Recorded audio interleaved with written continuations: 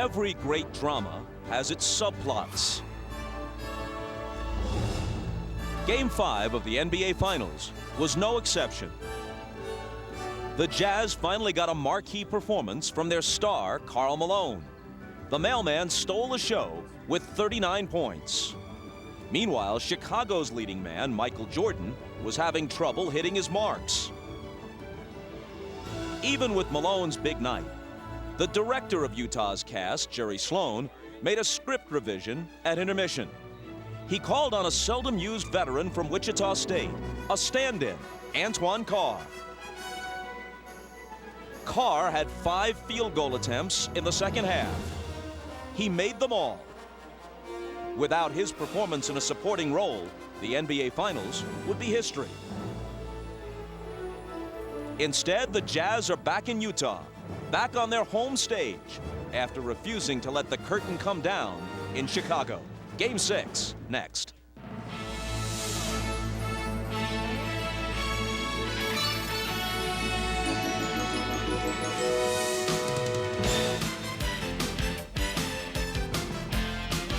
This is the NBA on NBC.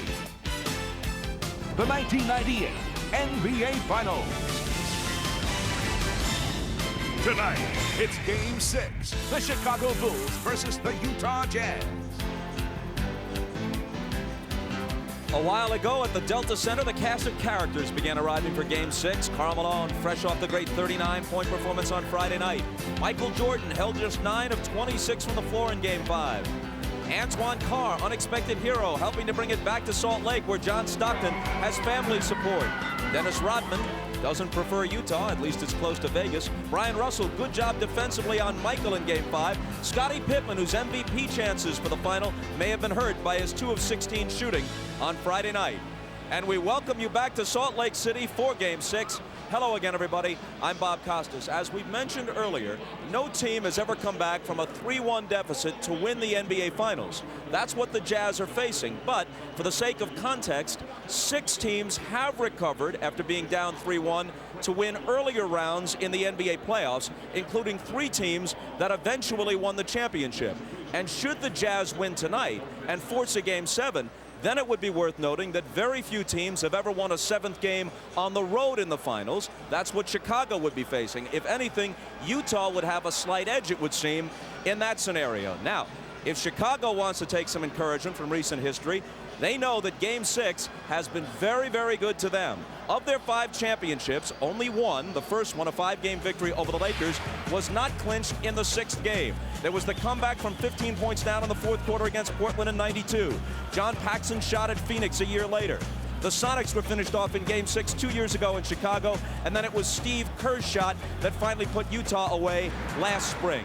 So, if the Bulls want to bring the hammer down, Game 6 is the time to do it as we welcome in Isaiah Thomas and Doug Collins. There is a Game 6, Doug, because Utah was able to make some subtle adjustments in Game 5. Well, Bob, they went away from their screen roll in the second half, and they went more to a post-up with Karl Malone. They put Antoine Karl in the game to give them another shooter so that when Pippen double-teamed, they could kick the ball out to the open man. They're going to get the good baseline cut. Pippen's going to get a double team, and you're going to see Karl step right in out of the double team and hit the open jump shot.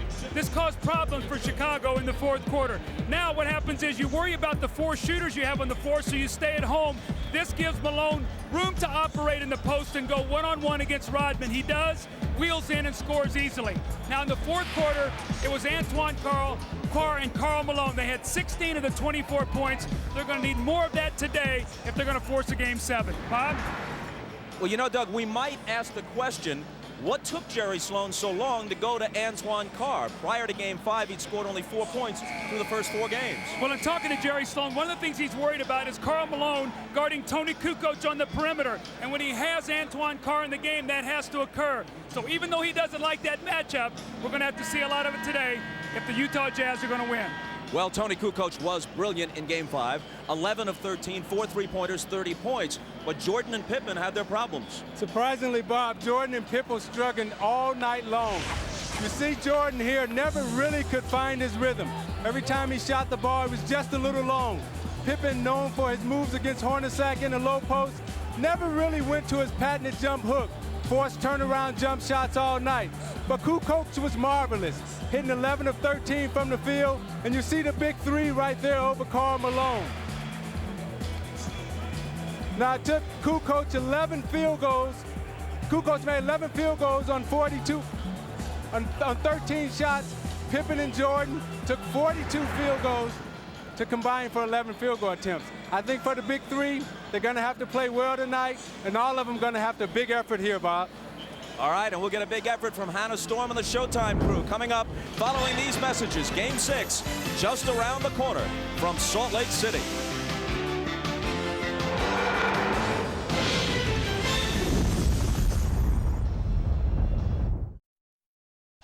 Hard to beat the beauty of the area surrounding Salt Lake City and the Delta Center. Inside, they've already begun the chant of "Beat the Bulls." And to get a look at the starting lineups, we go to the PA man at the Delta Center, Dan Roberts. Good evening, ladies and gentlemen, and welcome to the Delta Center for game number 6 of the NBA Finals. With the Chicago Bulls and our Utah Jazz. And now introducing the starting lineup for the Chicago Bulls. Wearing number 7, starting forward at 6'11" from Croatia, Toni Kukoc.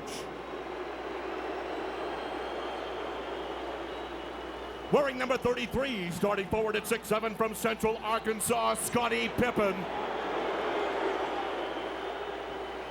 Wearing number 13, the starting center at 7 feet from New Mexico, Luke Longley. On the guard line, number 9 at 6'6" from Miami of Ohio, Ron Harper. And at guard, number 23 at 6'6" from North Carolina, Michael Jordan. The Bulls are coached by Phil Jackson.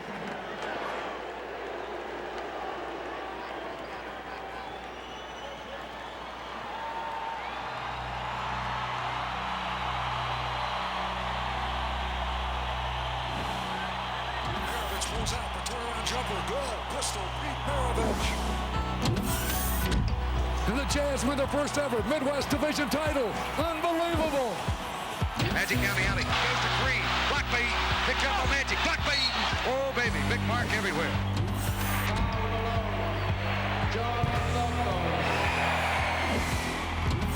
He did it. He did it. A new NBA assist king. John Stockton.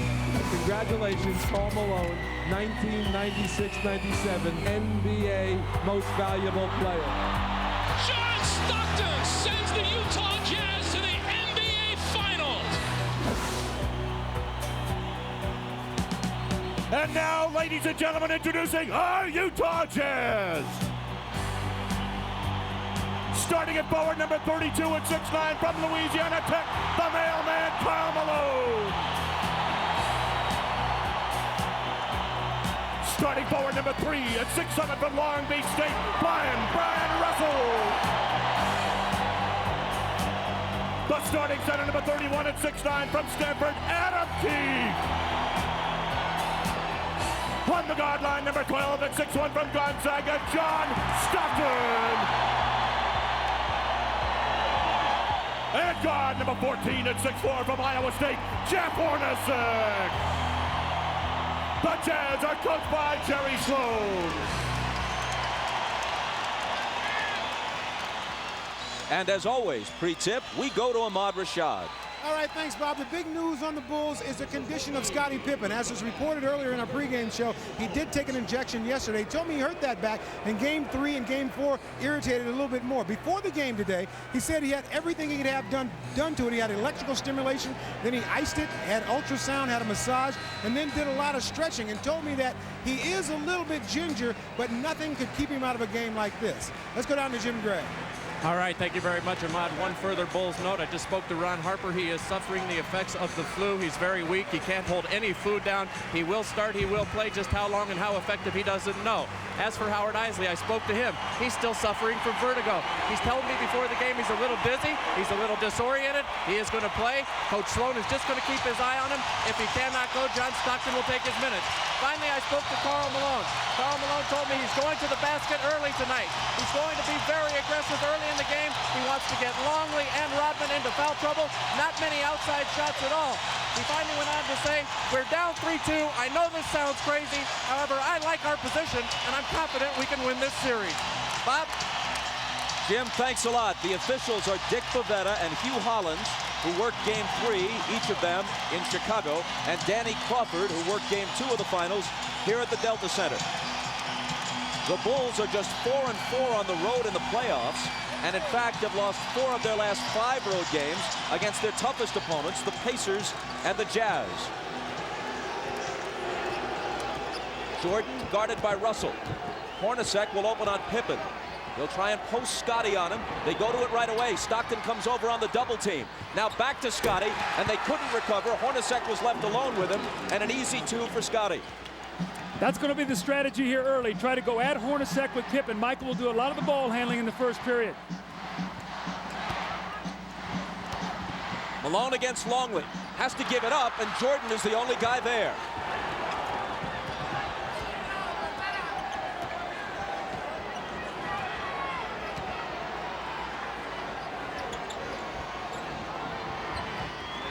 Longley, who has contributed little offensively and has been abused defensively by Malone. It's Jordan missing his first shot, and Russell takes the rebound. It looks like Scottie Pippen is laboring as he moves up and down the court. Ahmad told you he's suffering from a bad back. Malone hits his first.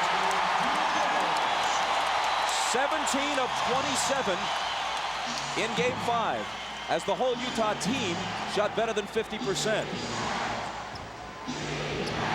Hooked away. Malone chases it to the side. It'll belong to Chicago. Bob, I think Scottie Pippen pulled his back out on that dunk shot on his first play when he reached up for the rim and he pulled it down. I think he stretched up and he grimaced as he came down and he could barely run. Harper guarded by Stockton. Pippen against Hornacek. Draws the double. Harper's the guy they'd like to leave alone. Kukoc isn't. But this time he misfires. Hornacek lost it to Longley. Now Pippen has it. All alone, Kukoc. The one thing you don't want to do if you're Utah is get into a quick turnover battle here and give them easy points, especially Kukoc. Remember, he loves to get off early in quarters, and then he's a load the rest of the game.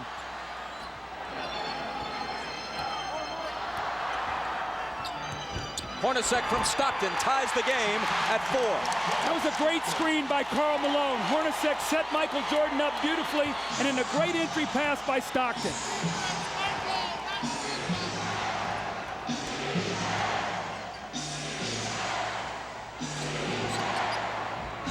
Kukoc.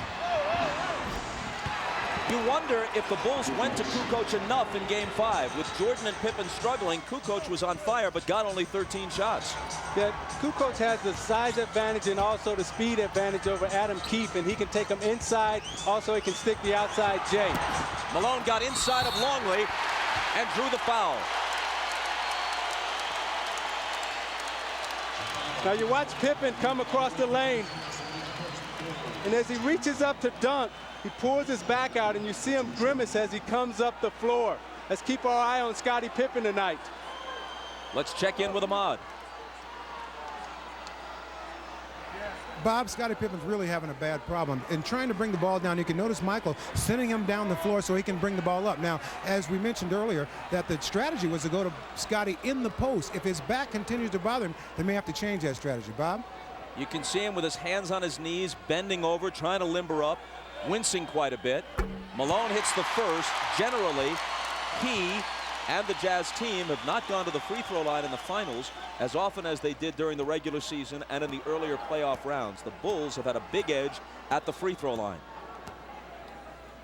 Jim Gray is listening to Jerry Sloan over on the sideline. He says Jerry is already complaining about illegal defense early in the game. Let's see if the next time down the floor the referees hear him once again. Remember, that was something that was big in the United Center. He was able to get the referee's attention. I thought it helped his team.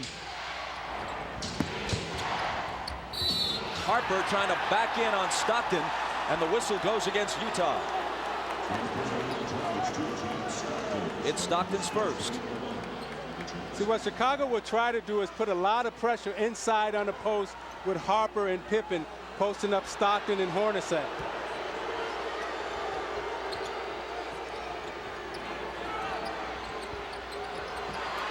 Harper really battling with Stockton. Now he's got it. Tried to bring it back out, and Keith stole it. Hornacek loses it to Harper. And a whistle as Harper comes stampeding into the lane.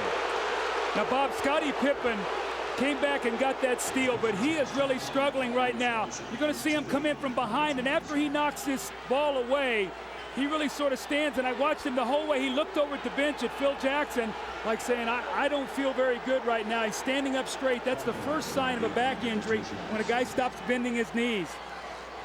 A back injury is one of the most crippling of injuries, especially in an athletic context. And I'm not trying to compare a physical injury to an illness, but it was here in this building where Michael Jordan, sick as a dog, managed to gut it out in Game 5 of last year's final, the pivotal game. Scottie Pippen is probably mindful of that and will give it everything he's got to try to equal the effort that his teammate Michael Jordan has shown in the past. See, Bob, that's why I think it's very, very important for the Jazz to lock in on Tony Kukoc, because if Pippen can't score and it's only Michael Jordan, that will be to their advantage. They've got to do a job on Kukoc today.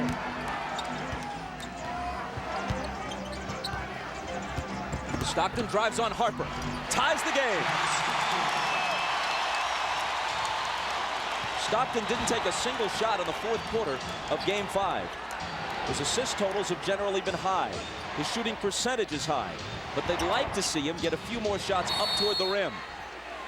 3-second violation against Chicago.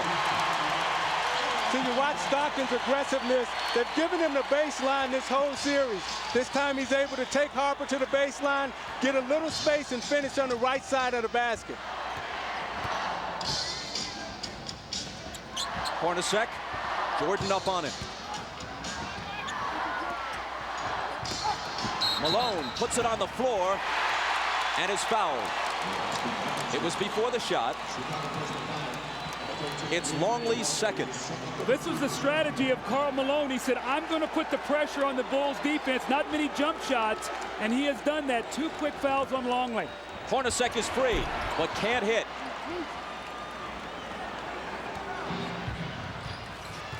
Hornacek is now 18 for 46 in the series. Jordan, there's his first field goal, and the Bulls take a 10-8 lead. If you take away Hornacek's 7 of 11 in Game 3, he's shooting around 30% for the rest of the series. 7 of 11 in Game 2, I should say here. Harper reached in and fouled. Rodman off the bench. Let's see who he replaces. Longley has 2 fouls, and it's Luke who'll go out.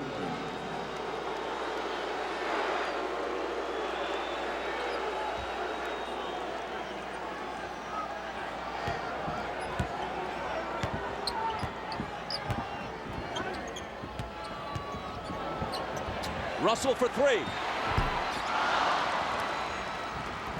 Utah has not been hitting the threes in this series. Now 11 for 51, around 20%. They shot 37% as a team from beyond the arc for the season. Pippen with the hook.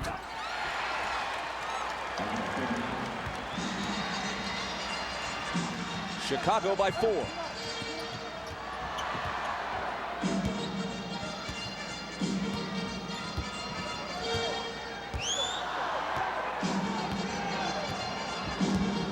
Malone screening for Stockton. His 3 isn't there. Pippen claims the rebound.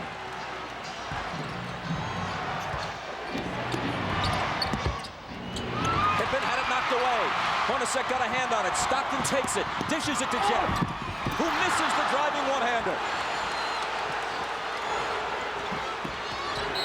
Jordan is wrapped up by Keith for the Utah foul.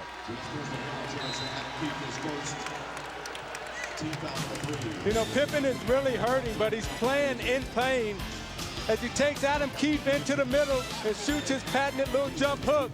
And as he falls to the floor, you can see it's very difficult for him to get up with that bad back. You see him running up the floor, not able to get the type of push and the speed that he normally would have.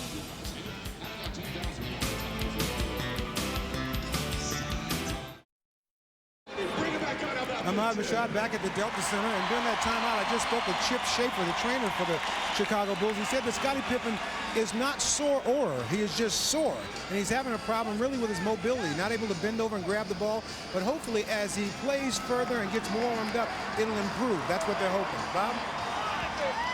Ahmad, thanks. With Scotty struggling, I think you're going to see the Jazz start picking up a little bit further down the floor. He's usually their primary ball handler. They'll try to pressure Michael and Harper up the floor, make it tougher for them to get into their offense. Here is Pippen, out to Harper, open three, missed it. Malone battling Rodman, and it's tipped to Stockton. Utah on the run, but Stockton circles back outside to set it up. It was kicked. Utah keeps it, fresh 24. You watch Malone and Rodman battling under the boards. Malone's going all out as he runs the floor. They both kick each other a little bit. The referees may clean that up. Russell couldn't finish. Kukoc rebounds. That's 2 layups now that the Jazz have missed here early in this first quarter. Hornacek and now Russell.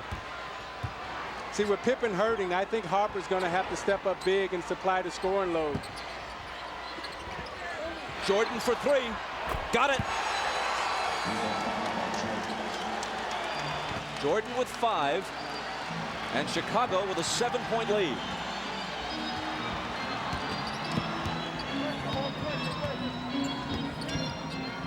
Malone on that left block, this time against Rodman.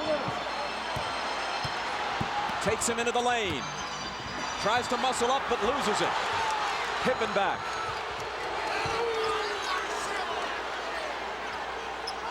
It was tied at 8. Now Chicago's on a 7-0 run.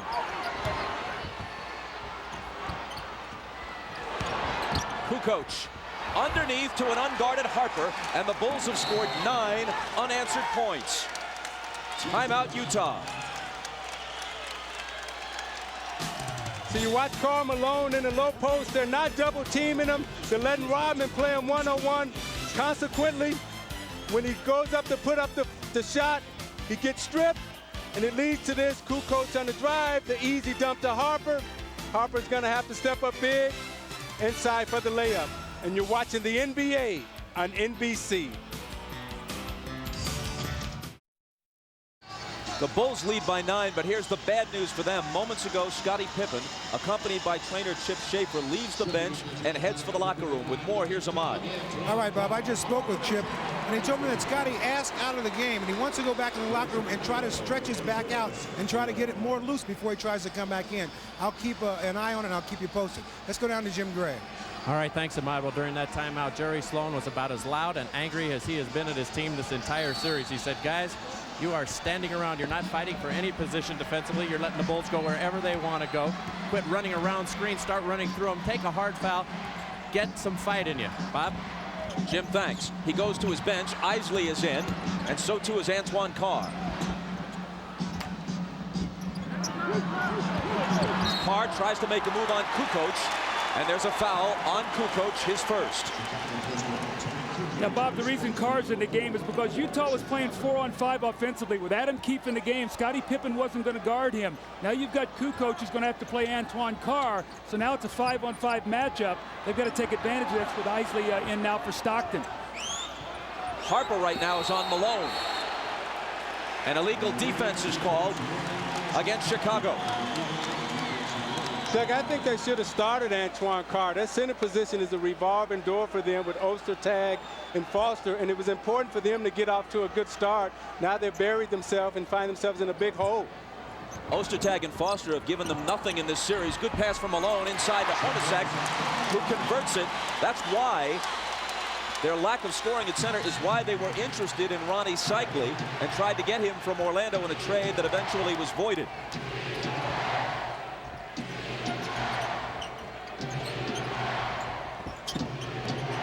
Jordan over Russell. Rebound to Karl, who immediately makes his presence felt.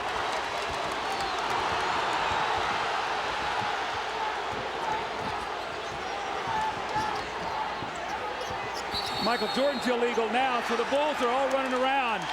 And it's their second illegal defense, which will result in a technical foul shot being taken. And Jerry Sloan just got a technical.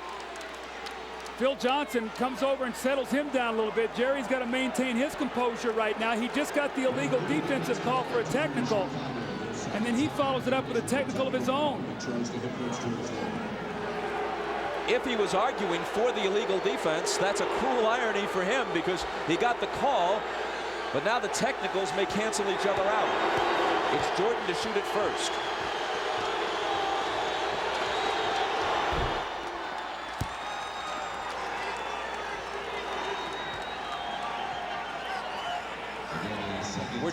We're told by Jim Gray from the Utah bench that the reason Sloan got his technical was arguing about this. When he was knocked down by Kukoc, there was no foul called, and that's what had Jerry hot. Remember, that's the same thing that he did against Longley to bait him into his 5th foul in here in game 2. So I don't think the referees went for that today. I think that was a good no call. Hornacek, an 89% free throw shooter, swishes it at the other end. Bulls with the ball, down by 7. Scott Burrell is on Russell. Rodman on Malone. And Rodman's going to be hit with a foul, I think. It is on Dennis, his first.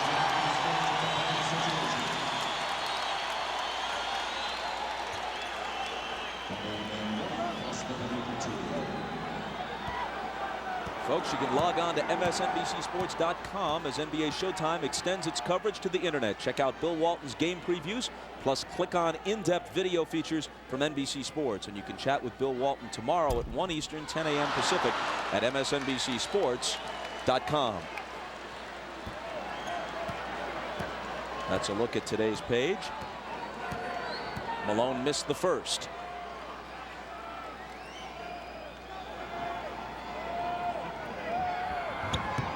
But not the second. To give you an idea how close this series has been, other than the Game 3 blowout, the 9-point lead the Bulls enjoyed a short while ago was the biggest lead for either team in any game, other than Game 3, of course. Kukoc misses, and Isley rebounds.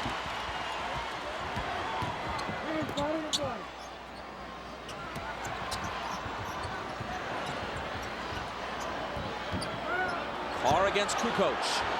Jumper over him is good. So they've got to go to that matchup. There's no way Tony Kukoc can play him. He's too powerful down there. And Chicago wants to talk it over. Their 9-point lead has been cut to 4 with 2:58 to play in the first. Antoine Karl is a much-needed force here. They've got to have 5 guys on the floor that can shoot the basketball to keep Chicago honest on defense. Antoine Karl with the little bang, he gets the space and makes the open jump shot. You're watching the NBA on NBC.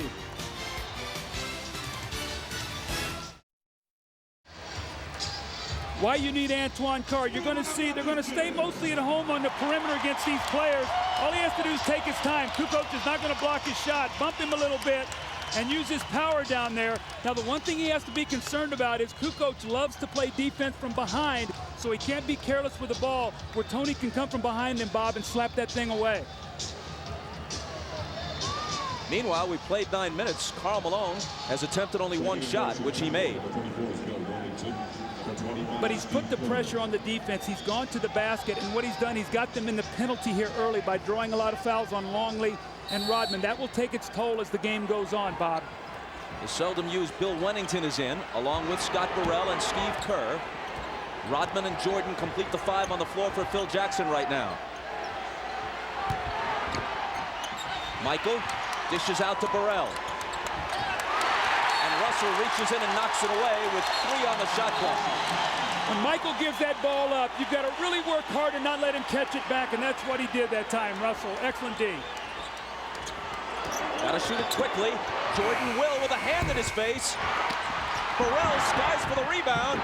Loose to the side, and eventually it's Utah who has it. Here's Hornacek. A pull-up 3.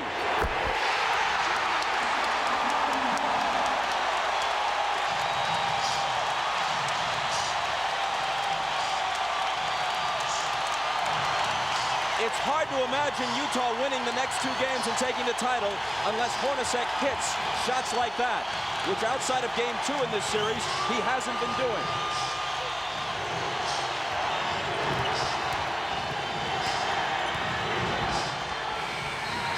Shot clock violation. Michael gave it up. They weren't even close to hosting a shot before 24 seconds. Terrific team defense.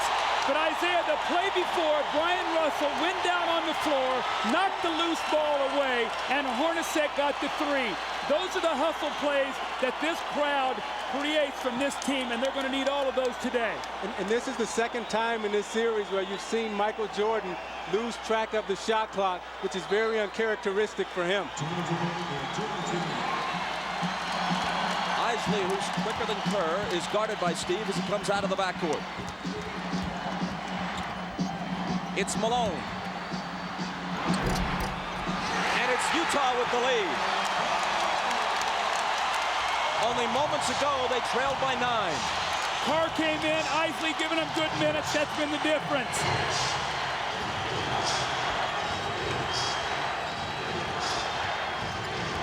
Jordan.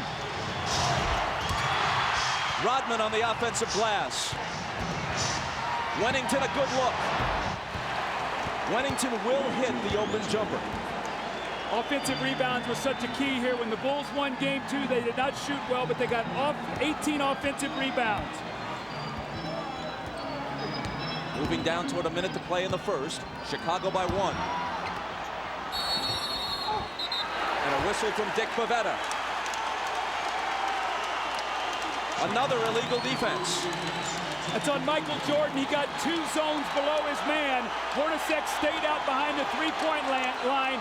Michael dropped down 2 areas, and he was spotted. Now, it helps that Jerry Sloan is sitting there in the referee's ear, helping him see Michael Jordan.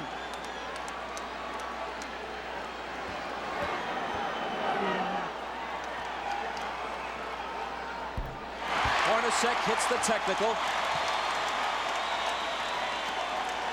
Watch the byplay here between Malone and Rodman.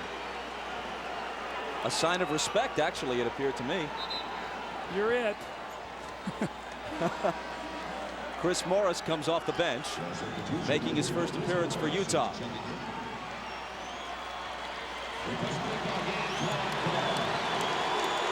Antoine Karl gets a breather.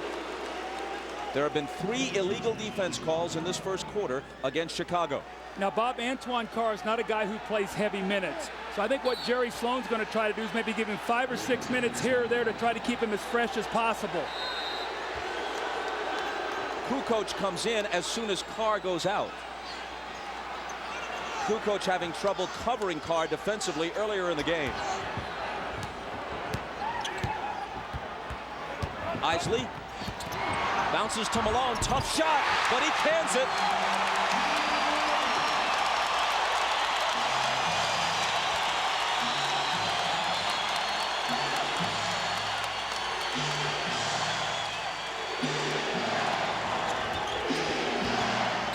Jordan over Russell. Tied at 22 with half a minute to play in the period.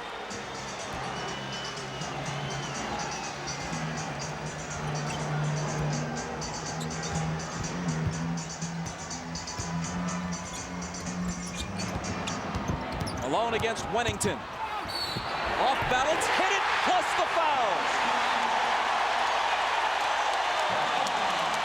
See, Bob, that's what I'm talking about, being aggressive, Isaiah. Taking the ball to the basket. Isley with the give and go. He doesn't settle for the jump shot. He puts the pressure on the defense, and it's a tough shot. And the same thing, he sees Wennington on him. He says, no way I can get this shot. He bodies up. Now an opportunity for a 3-point play, which would give his team a 3-point lead. And the weak spot for the Chicago Bulls is when you get past Longley and Rodman, they have nothing behind them. Wennington can't hold Malone, and that's where they miss the big guys in terms of Caffey and O'Brien Williams. And Malone is smart to get into their bench now. A dozen from Malone in the first quarter. A perfect 4 of 4 from the field. Almost as important, Hornacek has contributed 9. They need him. Kukoc. They had a foul to give, It looked like he traveled, but just before that, the whistle blew for the foul. Now, Chris Morris slapped him from behind, so he took the good foul.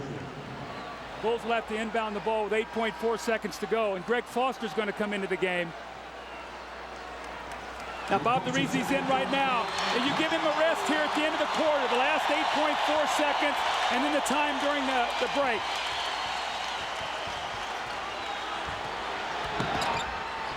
Jordan, double teamed, forces up the quarter's final shot and misses it.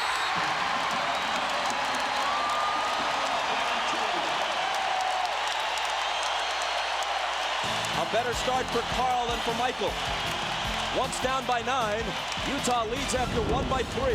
And you're watching the NBA on NBC.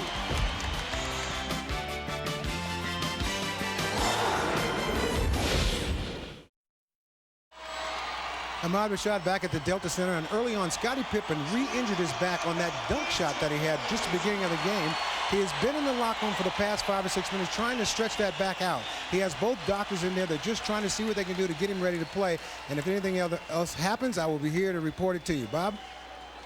Ahmad, thanks a lot. Guys, as we begin the second quarter with Utah up by 3, something significant. They were able to make a run and turn this game around a bit with Howard Eisley on the floor rather than John Stockton. And Eisley did not play well for them in Chicago, so much so that Jerry Sloan barely used him with the game in doubt on Friday night. Well, they went on a 17-5 run with Stockton sitting down, but also a key, they brought Antoine Carr in for Keefe. So they got another offensive player in there, Bob. That was real critical for them. As Jim Gray reported before the game, Eisley has been suffering from vertigo. Apparently not dizzied by the heights of Game 6 tonight. Shandon Anderson with a nice move. Every time Anderson comes in, they immediately go into post against either Burrell or Bushler. Jordan opens the second quarter on the bench, which is usually the way Phil Jackson plays it. Whistle away from the ball from Hugh Hollins. Again, Isaiah, Shandon Anderson in the post, and he just backs Scott Burrell down. Nobody helps him out. And that's a big weapon for them coming off the bench. And Doug, the danger is when you don't finish your job at home, Scottie Pippen comes on the road, he gets hurt. I remember when we were in the finals playing against the Los Angeles Lakers, and I got injured in the Game 6, sprained my ankle, turned the whole series around, and that's what may happen here. Anderson picked up the foul a moment ago, and then it's Foster following him. 2 quick Utah personals here in the first minute of the second quarter. Knocked away from Wennington, ball loose, chased down by Foster. But then he loses it. An unforced error, to use tennis terminology. There were 2 white shirts there. See, Bob, the difference right now is when you're resting Michael Jordan. With Pippen hurt, he's not out there with the anchor that second team. Now you've got a team out there who's going to run the show.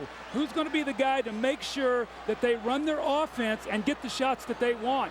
So this really hurts with Scottie Pippen being out of the lineup right now because you have to rest Michael Jordan at some point. Kukoc is the only starter for either team on the floor right now.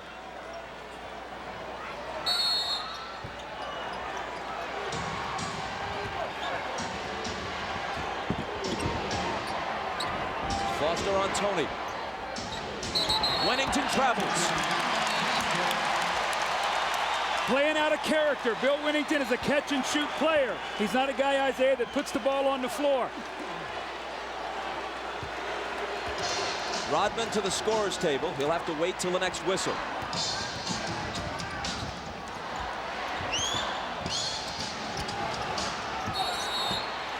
Which comes almost right away. Another illegal defense against Chicago, the 4th.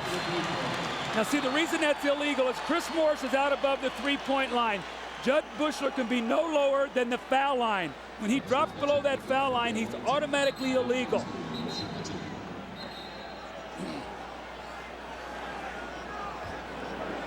So Eisley is selected to shoot the tee. After the first illegal defense, every subsequent one against you results in a technical foul shot.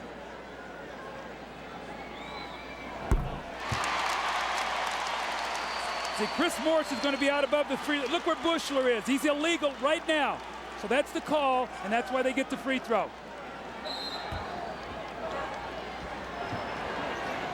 Utah by 6. Foster on the move. And throws it away. 2 atrocious turnovers by Foster on consecutive possessions. Trying to do too much. Keep the game simple. You'll get minutes on the floor. Kukoc. Chris Morris pulls in the rebound. Karl from Isley.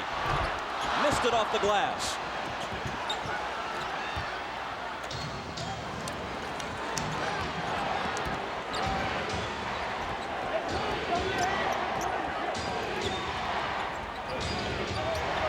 Rodman, good pass to Kukoc. Great back cut by Kukoc. He set him up, then back cut, faked him off the screen. Great pass by Rodman. Great look by Kukoc. See, I say, though, Foster's got to push him over the top. That's what they did in the game 5, and Tony got 7 points to start the game.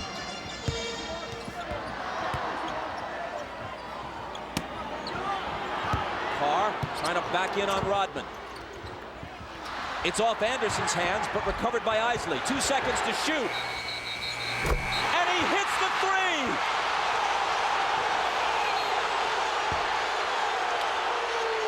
Are they calling the shot clock violation? Let's see. Dick Pavetta says yes.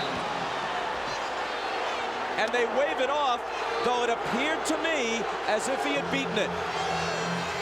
See if the ball isn't out of his hand. 1 second. It's on the way, and they missed the call.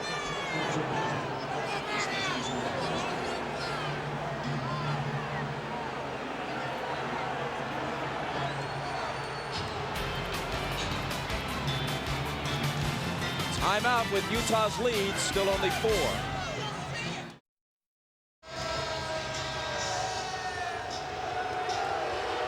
Well, it's a big break for the Chicago Bulls. Howard Isley lets this shot go. He gets it out of his hands, and you're going to see here, look, the shot clock actually should be at 1 here, but the ball is off. Right there, you see it. The ball is in the air at 1. That should have counted. That's a big turnaround, and the Bulls get a big break there. Instead of up 7 Utah, now it's only a 4-point game. Jim Gray tells us that on the Utah bench, Jerry Sloan said, that's horrible, but I can't get thrown out of the game. He already has 1 technical and can't risk another.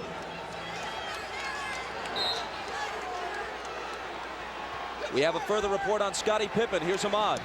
All right, Bob, I just found out that they're working on Scotty Pippen in the back, and I've been told that Scotty says he's telling the medical staff that he is not able to play.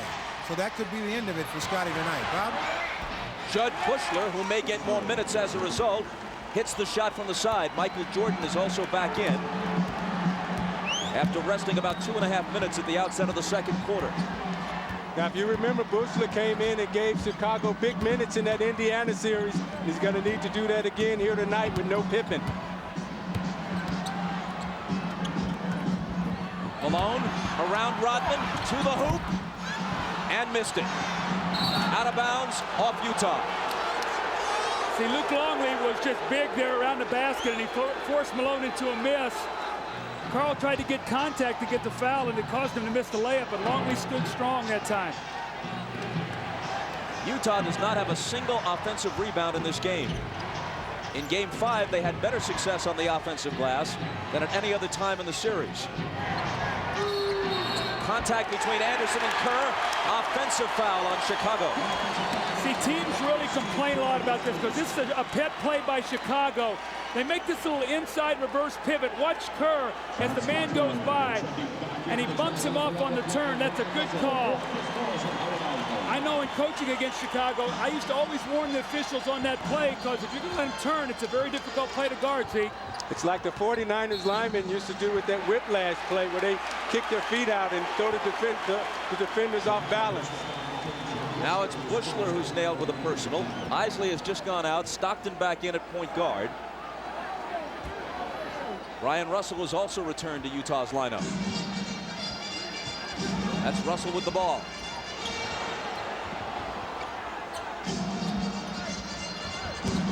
Malone from Karl. And he walked with it. See, Antoine Carr's got to be ready to step in and shoot that ball. They're doubling down on the block now, and Karl Malone swung him the basketball. He's got to shoot it. Those are the same shots he had the other night in Game 5 that he buried to help them get the win.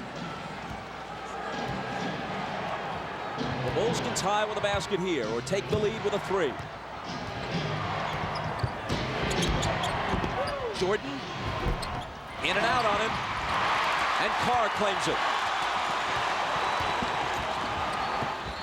Karl from Stockton. There you go. There you go. Now you see Karl pull up and hit the 15-footer, but a moment ago he pulled up and missed that little easy bank shot off the glass. The 15-footer dead on is a better shot for him to take than the one off the glass. Jordan wheels inside around Anderson, and again it's a 2-point game. Michael has 10.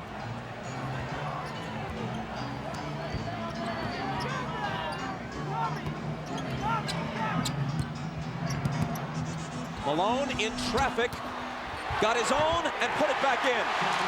That's that first offensive rebound that you talked about. Malone get it and got 2 points. Malone feels very confident against Longley and Rodman right now. He feels that he can get anything that he wants underneath.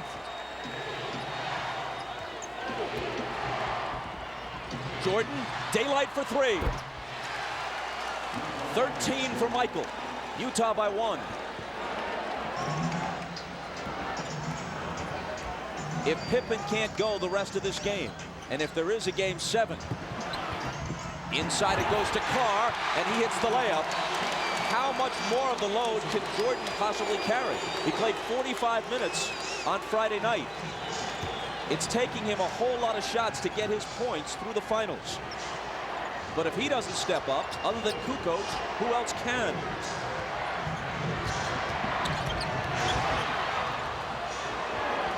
Here is Tony.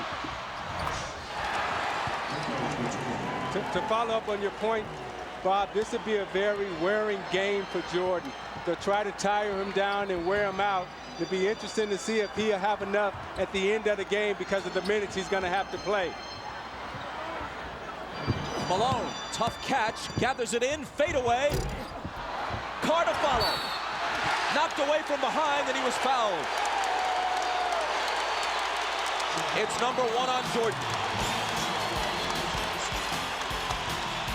John Stockton with a beautiful pass in rhythm to Karl, and the pull-up jump shot on the secondary break. And then Karl Malone working once again in the post. He backs himself down strong. Misses it, but the great effort and the great hands to get the ball back and the finish. And in a give and go, the back door, the weak side help. Anderson finds Karl underneath, and the little finger roll, and Utah leads by 1.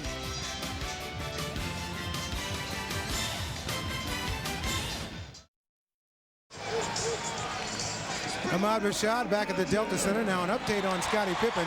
The time that he was doing the stretching, trying to see if he could come back and play, he was in the officials' dressing room trying to get the stretching. He has now moved from that locker room to his own locker room, but the word is that he's still unable to play. Bob? Ahmad, thanks a lot. What was the most important regular season game of the year? Undoubtedly the one at midseason here at the Delta Center, where Utah trailed the Bulls by 24 points early, 41-17, and rallied to win. Changed the outcome of that one game. And this series would have opened and ended if a 6th and 7th were required in Chicago rather than in Salt Lake City. It was that win that gave Utah home court and gives them a game 7 if one is necessary here at the Delta Center rather than on the road. And do the Bulls face the remainder of this game and a possible 7th game either without Scottie Pippen or with a weakened Scottie Pippen? See, with the Bulls depleted right now, the Jazz must keep the pace of this game up. They've got to use their superior depth and just keep trying to wear Michael Jordan down. Jordan into the lane. Tough shot. He was fouled. He'll come to the line with a chance to tie it.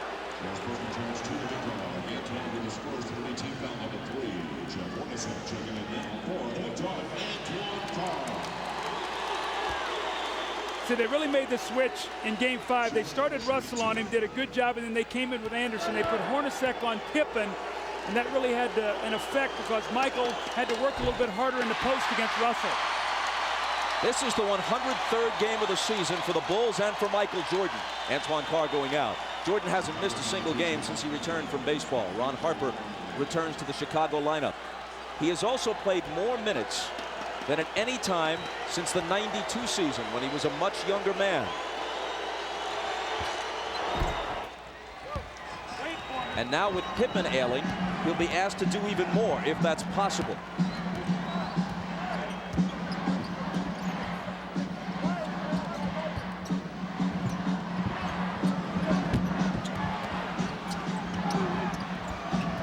Malone slips it through a crowd to Anderson, who misses the floater.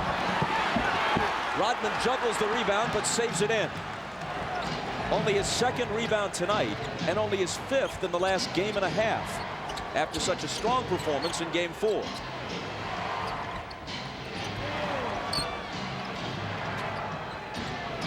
Michael springs free and takes the lob from Kukoc. Great roll off for Russell. Faked up and spent off him. Kukoc put it right there for the easy lay-in for Jordan. I'm noticing, Doug, every time Malone gets it on the low post now, they're coming to double team, trying to keep Rodman out of foul trouble. Hornacek returns it to Malone. Now has it back in a crowd and misses. Anderson flies in, can't hit the tip. Malone another try, and there it is for Utah. You see, Rodman didn't even try to contest that shot underneath. Don't want to get in foul trouble, so Malone's going to have his way down there. Just have to be careful and take his time and not draw offensive foul. Riding the seesaw, now it's Utah's turn to lead. Stockton knocked it away, Chicago ball.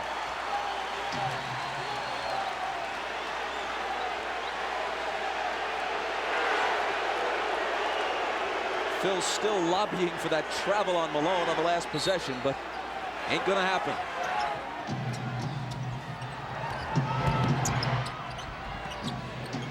Michael, head fake, he traveled. So Phil got the traveling call, but certainly not on the guy he wanted. And Steve Kerr just said to Pavetta, hey, call it on Malone down at the other end. I talked to Rodman after the last game, and he felt that Malone traveled a lot. That's why he was able to get away from him. Malone in the lane. Up and under against Rodman. He's getting such deep position right now in Rodman. The Utah Jazz are executing their offense to perfection. 18 for the mailman. Jordan for 3. And there's his answer. I think that's his 3rd 3 of the game, Bob. And going into this game, Kukoc and Pippen were a combined 4 for 23 from 3 at the Delta Center in the first 2 games. It is his 3rd tonight, and he has 19 points. Malone tries to answer, and can, and he has 20. A Jordan-Malone duel shaping up in Game 6.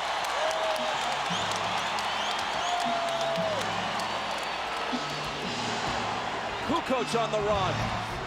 He's in double figures now with 10. Isaiah, how much is it going to take him to figure out that he's a left-handed player? And you can't let him come with a strong hand. You got to send him back to help. He's such a good dribbler, and he gives you that hitch move, and it draws you out of position, and he gets you every time with it.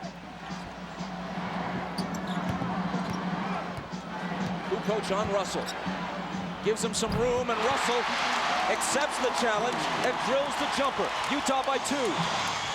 You got to make Tony Kukoc play defense, and that's what Brian Russell did on that possession. It was Russell's first basket. Here's Michael. He's got 21. I'm watching Jordan, and he's in such a nice rhythm offensively. Everything is coming very easy to him. And right now, they have to be really careful because this looks like this could be a 40-point game from him. Tied at 43. Shaping up as a higher scoring game than we've generally had in this series. It's Hornacek. See, Malone is getting the ball on the block where he wants it. They're running splits, they're running post-ups, and the Jazz are in a great rhythm right now. Timeout Chicago. Utah by 2 with 1:49 to play in the half. Coming up on the Prudential Halftime Report, Hannah Storm talks with Phil Jackson, who reflects on his years with the Chicago Bulls. Some pretty good memories, lots of question marks for the immediate future for the coach of the 5-time world champions. That's at halftime. Let's watch the Michael Jordan possession that he scored on. Brian Russell, as he cuts, is going to give him a shot. Michael doesn't like it. Michael delivers a blow right there. So Russell pushes him back, and he catches it. Now you got an angry Michael Jordan. He squares up and buries the shot. So the referees let both of them get a blow in, and Michael finished with a jump shot. 8 of 14 thus far. Down by 2, the Bulls put it in play. Jordan's the guy they want, even more so than usual, and that's why. 15 of his 23 have come in this quarter.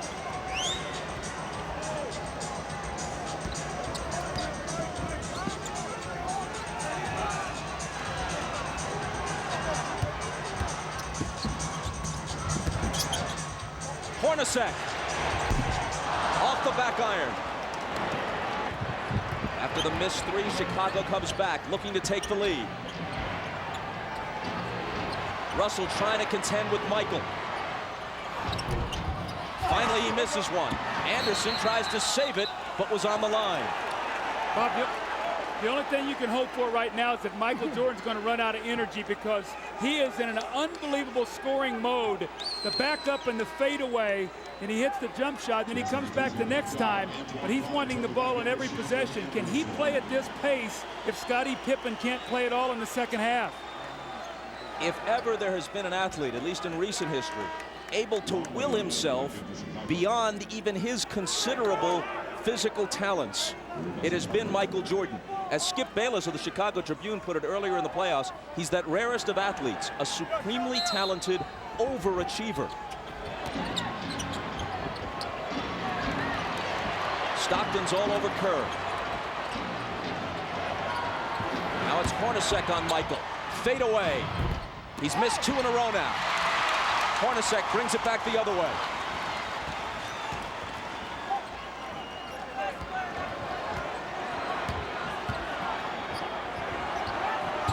Stockton from Malone. Beautiful slip on that play. Stockton went across like he was going to set the screen on Longley.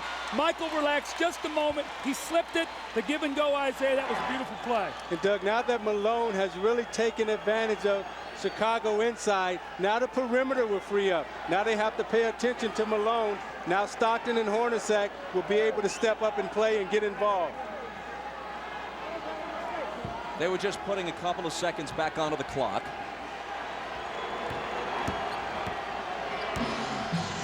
Michael for 3. Hornacek takes the rebound. Jordan had made 3 3-pointers earlier in the half. He's now missed 3 shots in succession. Big possession here for the Jazz. A chance to get this crowd alive and up 4 going in at half. Shot clock and game clock virtually identical. Stockton, foul. Chicago had a foul to give. Utah ball from the side, still plenty of time. 6.9. They love to run high screen roll here with Stockton and Malone. Hornacek works in behind the ball, or Russell for a 3-point shot. The foul was on Kerr, his second. He goes out. Harper in. Better defensive player anyway. Malone. The bounce to Russell. 2 big assists in the last couple of possessions for Malone. 3 seconds. Michael to half court. From there. Almost. So Jordan had 23, matching his number in the first half, but missed his last 4. Malone generally more accurate in the course of scoring 20. Utah by 4. Ahmad Rashad back at the Delta Center where the Jazz lead the Bulls by 4. Now the big story here in the first half has been the condition of Scottie Pippen's back. He has really been hurting. But during the halftime, the massage therapist gave him ice, massaged his back, was having spasms. She got the spasms to stop, and Scottie Pippen is back out here on the floor. Whether or not he'll be able to play and play effectively, we'll find out. He is starting the second half. Let's go down to Jim Gray. All right, thanks, Ahmad. Well, they thought that Scottie Pippen was going to be out of the game, so Jerry Sloan told his guys they were going to focus a lot more attention on Michael Jordan. All of that, of course, could change now. Very unhappy with the way they defended the screens. He wants them to get over the screens instead of running through them. Happy with everything offensively. Bob? All right, Jim, and here we go. Utah in possession as we start the third quarter. Malone right to work.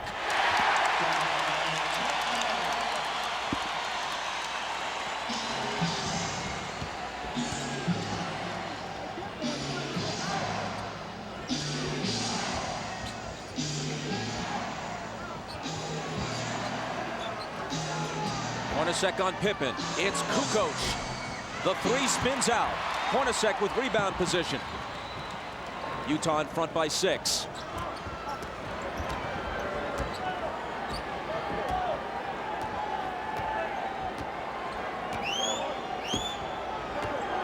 Stockton pounding the dribble into the floor. Now into the lane he goes. Outside to Russell. Head fake.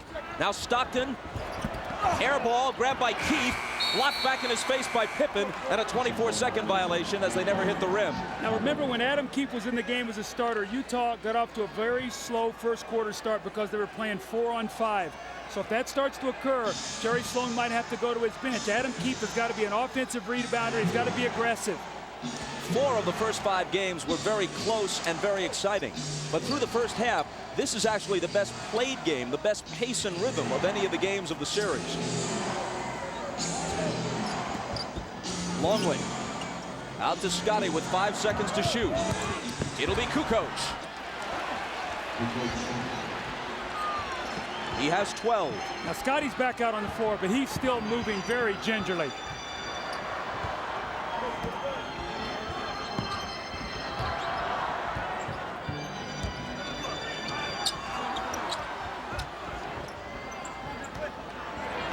Malone inside and a whistle before the shot, and a Chicago foul. Now you watch Scotty Pippen, and let's take a look at how he's running. You see, he's laboring to get up and down the court. That back is still bothering him. Let's see how he goes. The foul was Longley's 3rd. Stockton stumbles.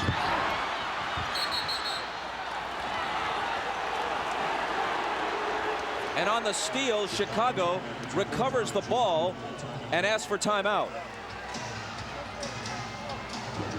Coach, is that the time you want to use one? It does preserve the possession, but you use up a timeout. Well, Phil has the option here to take a 20 if he wants it, so it looks like he wants to save his 20, use the timeout now. Harper with a great hustle play. You're going to see him roll over and get the timeout before Utah can force the jump ball. So we'll step aside with 10:03 to play in the 3rd. Miller Genuine Draft presents even more basketball. Well, the last 2 MVPs have been Michael Jordan and Karl Malone, so you see them working their magic. Michael feels the pressure, reverses for the lob. The fading jump shot, been terrific. And Karl Malone with the great hands in the second shot, then the deep post position on Rodman in the layup. And he, too, with the fading jump shot. So both of these guys have been terrific for their individual teams today. It's been the best played game offensively we've had in the series. And in recognition of this look inside the game, Miller Brewing Company will donate $1,000 to the Thurgood Marshall Scholarship Fund. Chicago ball down by 4.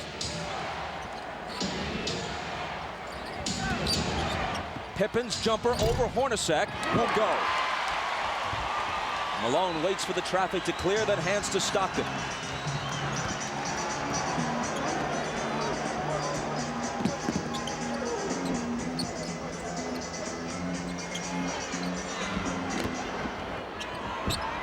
Malone against Longley. And a foul, and if it's Longley, it's his 4th. He's just not quick enough, Isaiah, to get up and body him, because when he makes the first quick step, Luke can't slide over and get in front of him. He sticks his knee out. Now, this is twice in this quarter. Malone has gotten a layup the first possession, and now he's gotten 2 fouls. He bodies up against him, he sticks the left knee out, and Malone goes right to the basket to get the contact. Longley's got to be a little smarter down there. He's giving Malone no resistance, Doug. I'm watching him as he's moving around. He's not even trying to guard him. Just poor defense by Longley. And great offense by Malone. He sits, Rodman enters. Russell for 3. Malone in between 2 red shirts, pulls it down, and now he and Rodman all tangled up. And it's Malone's turn to laugh and taunt a bit.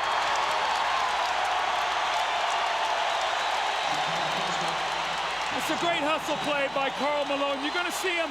He just wants the basketball. 2 Chicago Bulls, and he reaches in there with those powerful arms and just rips it away. The foul on Dennis Rodman. His second.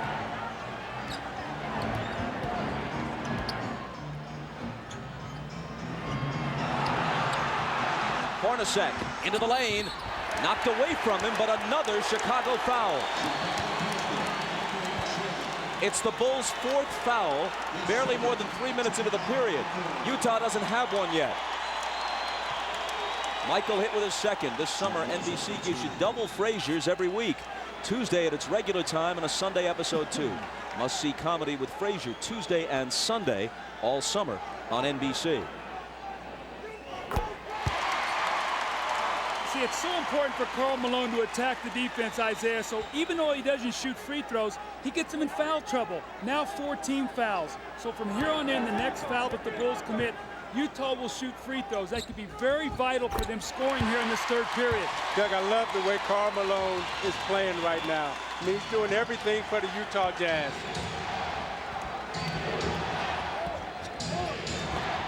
Jordan pulls up and connects. 25 for MJ. See, Jerry Sloan is very upset. Adam Keefe did not show out on that screen. Michael came off there, not with the idea of passing. He knew his team needed 2 points.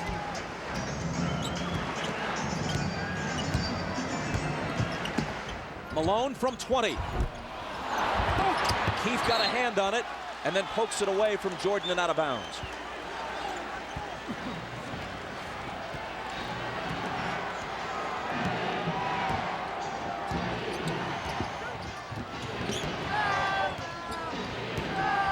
Pippen is on the floor, but not with his usual ball handling responsibilities. This is Scotty out high, immediately returns it to Harper. A little jump hook is good. Just the presence of Pippen on the floor, you've got to be able to honor him, and he's a great post feeder. Chicago back to within 2. Malone from Hornacek. Rodman managed to wrest it away from him, then Harper takes it. Malone argues that he was fouled.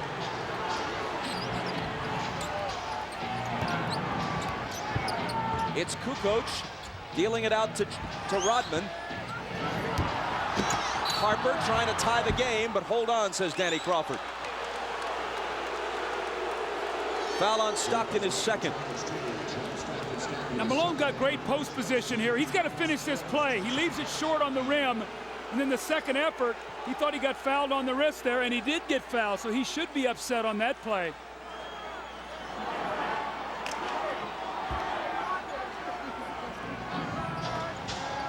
Adam Keefe out, Chris Morris in for Utah. Here's Jordan. Off the back iron, Rodman trying to keep it alive. A tremendous hustling attempt, but Utah gets the ball. Now you're saying, why Chris Morris? Because he's a better offensive player, and he can play against a Tony Kukoc. You say, why not Antoine Carr? I think Jerry Sloan knows he's only got so much gas in his tank, and he'd like to have it for the 4th quarter.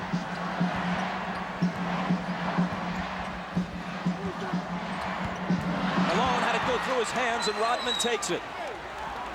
I don't know, Doug. If I'm Jerry Sloan, I put Antoine Carr in the game. I don't mess around. I don't mess around with Chris Morris.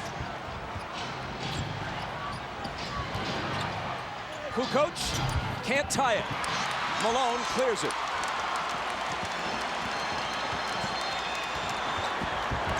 Stockton into the lane, tried the up and under on Harper, but it wouldn't go. And Chicago gets it back. That rhythm and flow, which we saw almost throughout the first half, pretty much has disappeared here in a choppy 3rd quarter. Bob, I just saw eye contact. Scottie Pippen and Michael Jordan. Scotty normally brings the ball up. He said, Michael, you come get it. Michael does not want to bring the ball up the floor. He has to use too much energy that way. Is Pippen anything more than a decoy now on offense for Chicago? He's the initiator of the offense. That's all he can do, is be a post feeder and be a presence out there, just so that they have to honor him. 4 seconds to shoot. Jordan missed it just before the shot clock sounds. Rodman battling like crazy, but can't quite hold on to it. Hornacek, he and Malone, Rodman and Malone, and Rodman just trips Malone up. They got to call a flagrant here. They've got to call a flagrant. It's the third on Rodman. He and Karl Malone, regrettably, are scheduled to wrestle in one of those bogus events next month. Why Malone wants to lower himself to that is anyone's guess. And Rodman apparently wants to start the wrestling now. I tell you what, I love what I'm seeing, the battle between these two guys.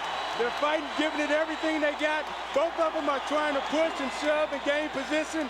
Karl Malone gives him a little knock. But at the end of the play, what I like the most is Malone and Rodman both gave each other a pat on the butt and said, hey, that's the way we play. That's the way we like to play. Was a flagrant called for there? What do you think? I don't think that's a flagrant foul. The officials looked at the play, and they knew both of them were bumping and shoving. I think that's just good, hard-nosed basketball. We'll be back.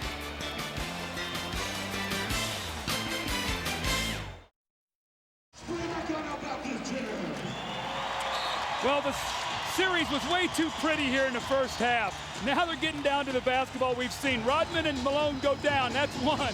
Here they go, two. Finally, the third time the foul is called. And I think it was a good no call that it wasn't a flagrant, because I think both guys were wrestling. And now watch Michael Jordan give Brian Russell a shot, and then Russell gives Michael a little pushback. So all of a sudden, temper's starting to flare here, little Bob, as we get down to the Game 6 here in the fourth quarter. Rodman very ineffective thus far. Just lost the best out of 3 falls to Malone. And after I watched the whole replay, I'd agree with you guys that a flagrant wasn't called for, because Malone had thrown that elbow up around the chin just before Rodman tripped him at the end of the whole wrestling sequence. So probably best just to call the foul on Rodman and leave it at that. And Bob, that's Dennis Rodman's way of trying to get in Karl Malone's head. However, Karl Malone is smart enough as a basketball player that he's not going to let that throw him out of his rhythm. We saw where Dennis Rodman will get Alonzo Mourning out of his rhythm, or some of the other guys. Malone understands Dennis Rodman, and he's not going to let that stack bother him.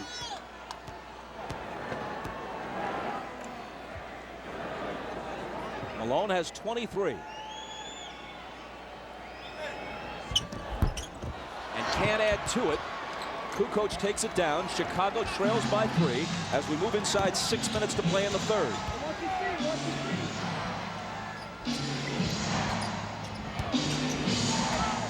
Here's Pippen.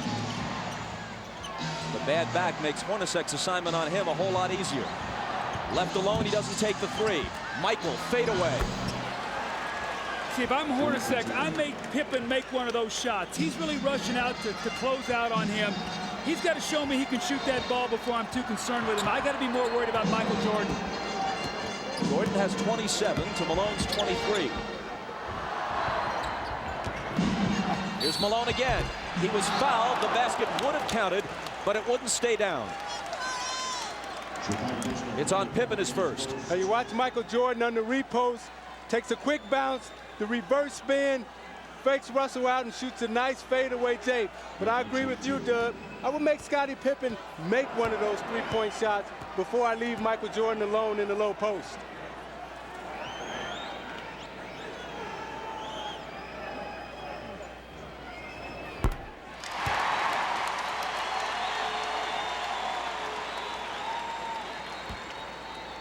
Malone is averaging 23.8 for the series coming into this game.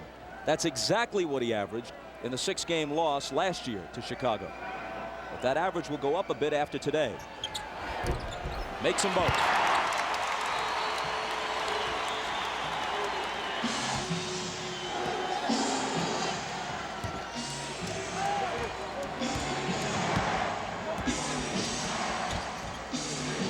Michael's pass to Scotty. And finally the tip drops. Rodman gets credit for the basket, but it looked like Pippen was not able to show us the usual body control that he'd normally have to finish off that play. Usually he would dunk that ball. Harper on the foul this time. See, Isaiah, normally Scotty catches this ball in the back door and jumps up and power dunks this. You could see he could barely get off the floor, but Rodman with a great tip. And when you have a back injury, Doug, it's hard for you to squat and use your legs to get the lift. So therefore, you're jumping from a standstill and straight up position. Tonight on Dateline Sunday, a tornado rips through the Midwest. And the program also has survivor stories from Mount Rainier. That's Dateline tonight after the game. It's at 10 o'clock for those of you on the West Coast. Harper grabs the rebound as Stockton makes one of two. Utah by 2.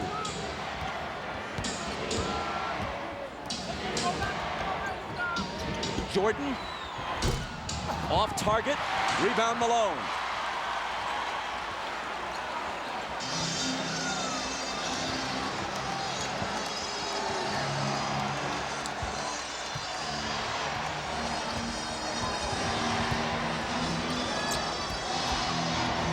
Hornacek driving on Jordan, knocked away from him. Still Utah ball.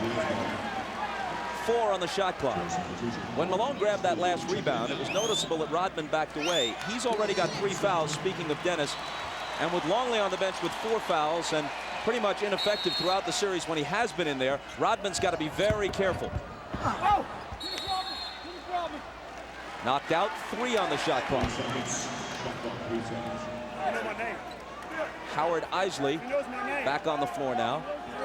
Stockton getting a breather with 4:15 to play in the third. Pippen got a hand on it. They've got to shoot it in a hurry, and they can't get it off in time. 24-second violation against the Jazz. Is it time, as we get a quick look at Jerry Sloan and the laboring Scotty Pippen, is it about car time again? Well, I think what Jerry's trying to do is buy as many minutes as possible. He's still got a 2-point lead.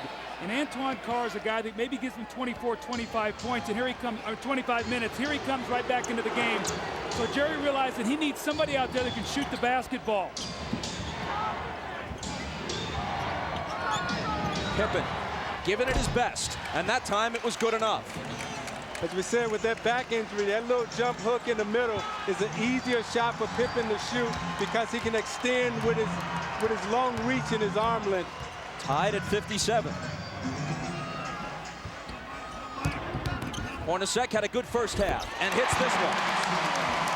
They're really making Michael work on a lot of splits. Hornacek is being very active.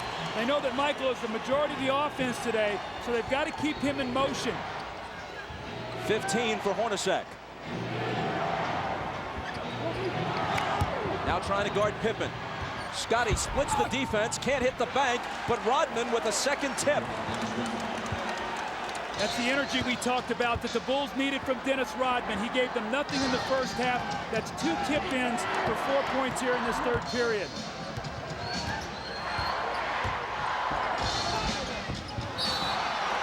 A whistle from Danny Crawford, a Chicago foul. It's on Pippen, and it's his second. You watch Pippen in the low post. They come to double team with Russell, and as he goes up for the shot, that leaves Rodman's clear for a clear tap in on the offensive glass. Now you watch Pippen trying to get up and down the court. He's really laboring and really working hard.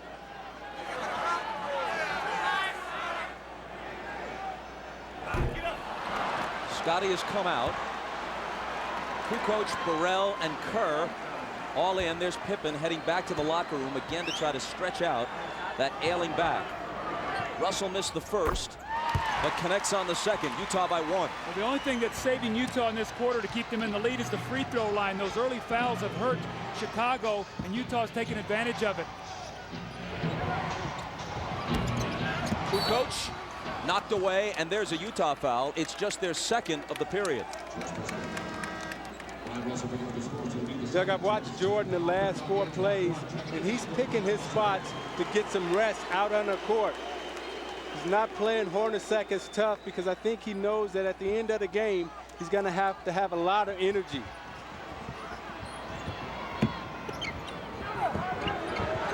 Rodman out to Michael. Now screening for him. Morris fights through the screen. Michael takes him baseline. Draws the contact and the foul. Michael's going to go to the line. Chicago, which generally has had many more free throws throughout the series than Utah, has hit 4 of 5 free throws in this game. Utah 15 of 21. As you said earlier, Doug, a huge difference. Well, Chicago's done a good job now in this quarter of disrupting Utah's offense, it's not flowing as easily as it was. They took the fouls, they've got him on the free throw line, but you're not seeing the same open looks. I think with Rodman being out there, he really helped disrupt Malone's timing. Now Longley's back in the game, so we'll see if they're able to attack him either with Carr or Karl Malone.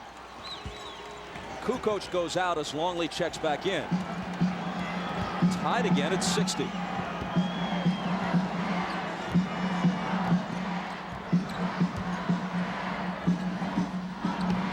Malone left block where he likes it best against Rodman. When the double comes, he dishes it out to Carr.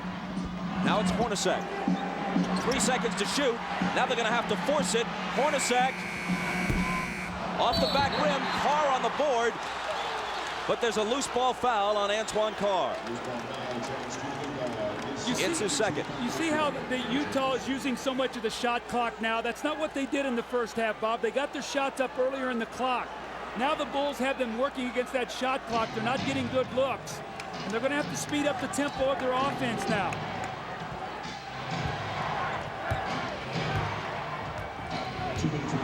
Jordan on the move against Morris. Double pumps. Misses the scoop. Malone will clear it. Inside 2 minutes to play in the period.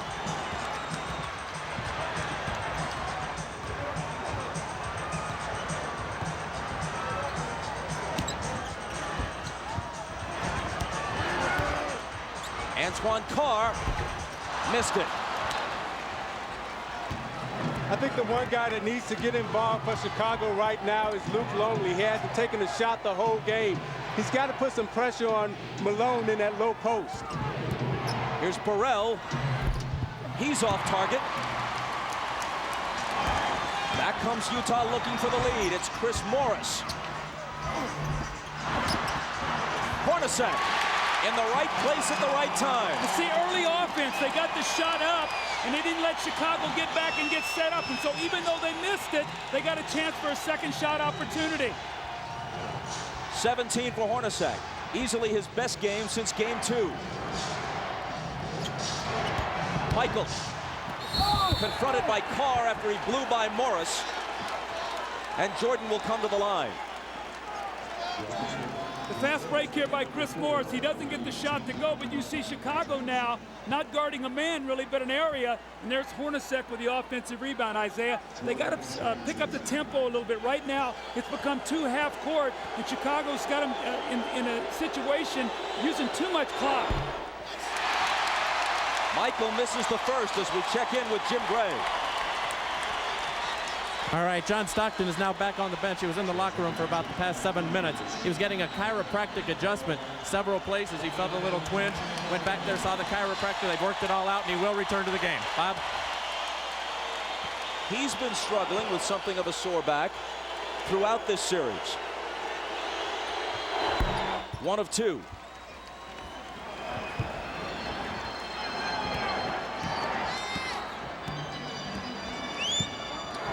Utah by 1 and with the ball.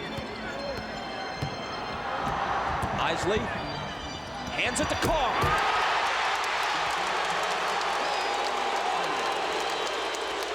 Isley much more effective here on his home floor than he was in Chicago. Gets the assist there. Longley's shot. Isley the rebound. Last shot of the quarter here. Be big for Utah if they get a score. It'll push it to 5 or 6. They're on their feet at the Delta Center.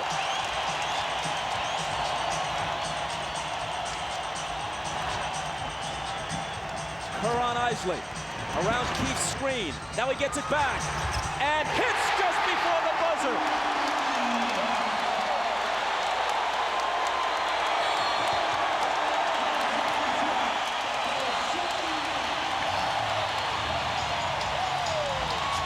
Minutes from pushing this to a game 7. Utah leads by 5. Getting a rare contribution, at least in this series, from Adam Keith. We're back after these words from your local station.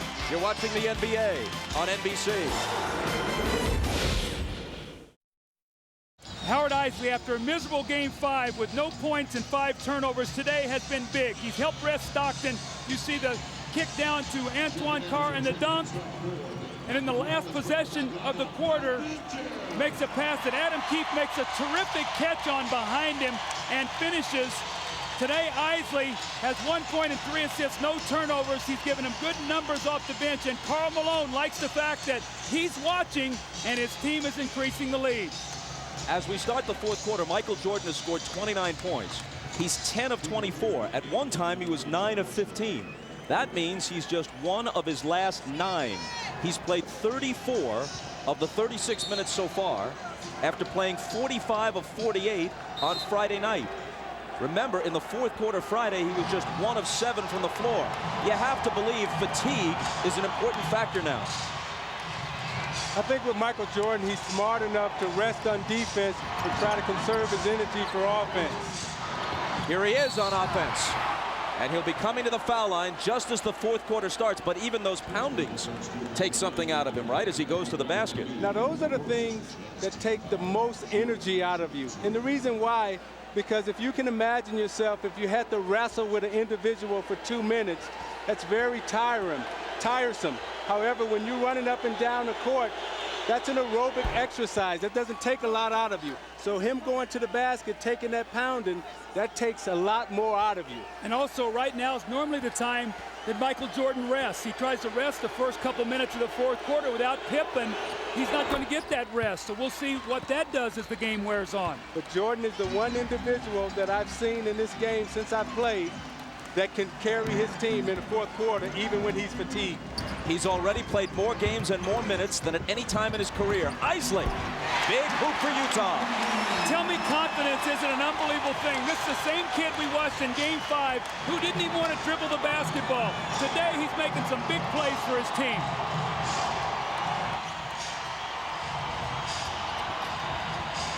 Jordan against Anderson. He's still Michael Jordan. Whatever he has lost through fatigue, through age, through whatever, has only brought him somewhat back to the field. He still leads the field. Morris out of the corner. Rodman with board position on Antoine Karl. Chris Morris has had a lot of open looks at threes like that in this series. Usually he's pretty good with them. In this series, he hasn't been able to hit them. Rodman drills a 20-footer and gives it that go-figure gesture. Now remember, in Game 2 in here, he hit that same shot to tie the game. This one brings him to within 1.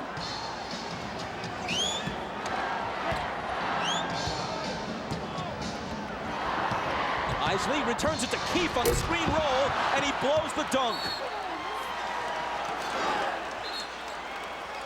He argues that he was fouled, but he should have finished it anyway.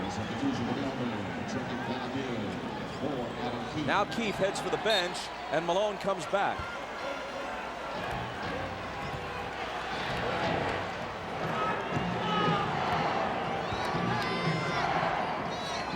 Chicago can take the lead.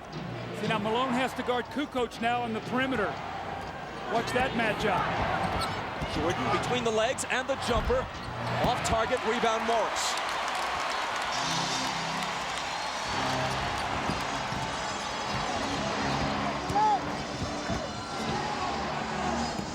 Malone hands it back to Morris, who converts on the reverse.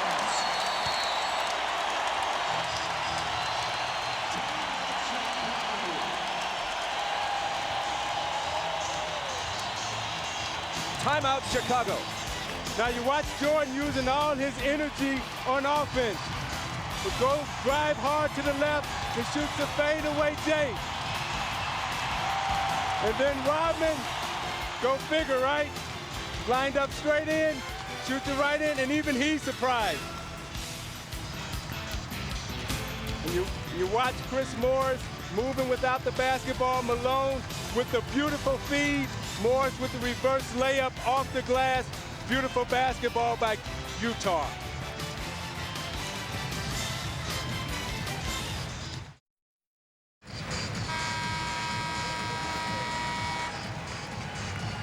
Ahmad Rashad back at the Delta Center. Now the strategy on Scotty Pippen, they had him in the back. They were putting ice on his back and electrical stimulation for pain relief, and they were trying to bide their time up until the 10-minute mark to bring him back out and see if he could play the last 10 minutes of the game. As you can see, he's back. He's on the floor. We just have to see how it goes. Bob? Ahmad thanks Michael Jordan's first rest of the second half, and you'd have to guess it will be brief.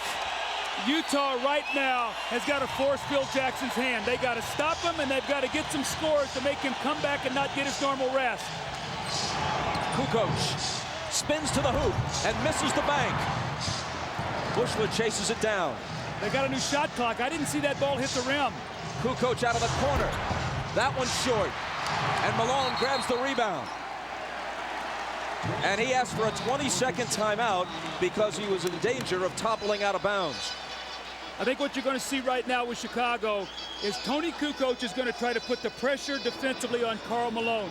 Isaiah, he's a first-team defensive player, but he's used to playing around the basket. Kukoc can beat him with his speed, and let's see if he tries to break him down out on the perimeter. And the dangerous player and the X factor for Chicago on the floor right now is Jud Buechler. Keep your eye on him because he'll come up with the hustle plays and the energy plays to keep Chicago involved. Stockton now is back into the game after that 20-second timeout, so he too has had back problems. He's back in now for the finish. Until he has exploded in the last couple of games, all the talk about Karl Malone concerned his scoring, but he has always been a terrific all-round player. Tonight, more evidence. 25 points, yes, but 10 rebounds and 6 assists. And we still have 9:16 remaining.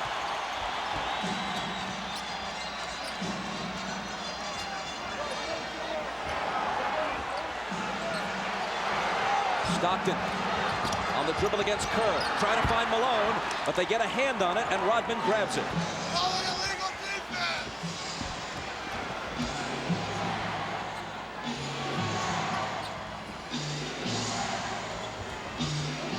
Kukoc, a 3 would tie it. 4 seconds to shoot. Stockton knocked it away from Kerr. Malone tumbles. Should be a 24-second violation since no one had established clear possession of that loose ball, and that is what's called. How about Karl Malone going for this loose ball? Now, John Stockton normally will come up with this ball. You can see he can't bend over with that back, but Karl Malone with a great hustle play that gives his team that opportunity now for the loose ball on the 24-second shot clock violation. Michael is at the scorer's table. He's coming back.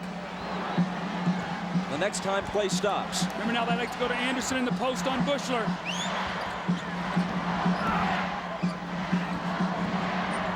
Carr from 20 feet. It spins out and Rodman is there. Brian Russell comes off Jerry Sloan's bench. As soon as he saw that Jordan was about to come back in, he calls on Russell, who probably will guard it. Kukoc to tie it. There was a great screen by Steve Kerr to open up Tony Kukoc, sacrificed his body, took on the bigger Malone, so Kukoc can nail the 3. 15 for Tony. Utah's got to get some movement. Morris to a cutting Anderson, who was bumped. The basket may count. It does.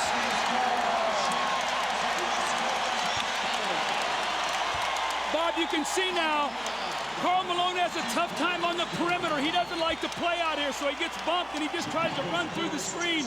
Kukoc gets the bare 3 and knocks it down. And in the good movement here, you got to get a slash and a cut to get to the basket. Too much standing around for Utah. An opportunity now for the three-point play, which they get. The foul on Kerr was his 3rd.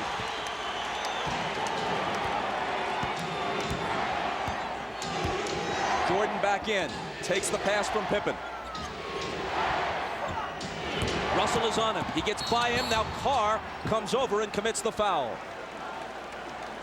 You see, they're so conscious of Michael Jordan coming off the screen. He gave Russell the fake. Then he came baseline, and watch as he braces himself to absorb the contact, knows that he's going to get fouled. He's going to go to the line. Watch Jordan at the end of this game, the last 7 minutes, Doug, attacking the basket, trying to get to the foul line. See, Michael is too good at finishing, though. You can't give him that baseline drive because he's going to get fouled. Isaiah, you got to push him back to the middle where you can help. Jordan is now 7 of 10 at the line. Kerr out, Harper in.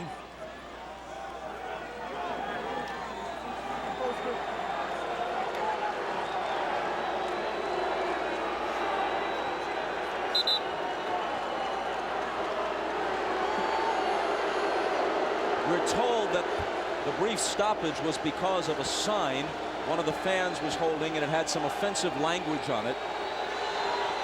So they had it removed.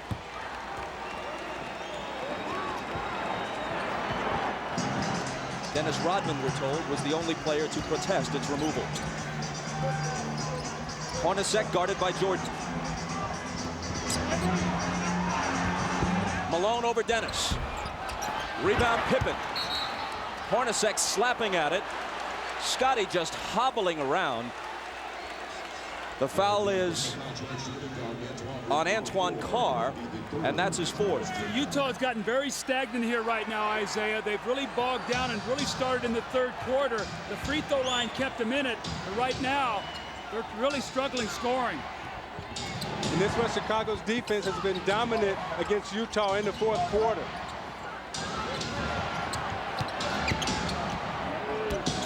Jordan with the jumper. And with 37 points, as Utah falls behind now for the first time since midway through the second quarter. See, he's headed for 40. I would start double teaming Jordan every time he touched it. Brian Russell went down, and there's a foul on Kukoc. Doug, you talk about wanting to bring Jordan to the middle, but his game is so complete. And when you bring him to the middle, he's able to come right to that right hand, square up, and shoot it right from the free throw line. It's Chicago by 1, and you're watching the NBA on NBC. Welcome back to the Delta Center. I'm Jim Gray. Jerry Sloan during this timeout told his team we can't keep playing this stagnant offense and walking the ball up the court. We need some cutters. He wants to push the ball, try and get some fast break opportunities off the rebounds. Wants them to set some picks and run off the picks, create some movement in the offense. Bob? Jim, thanks. A look at the numbers for Jordan and Malone.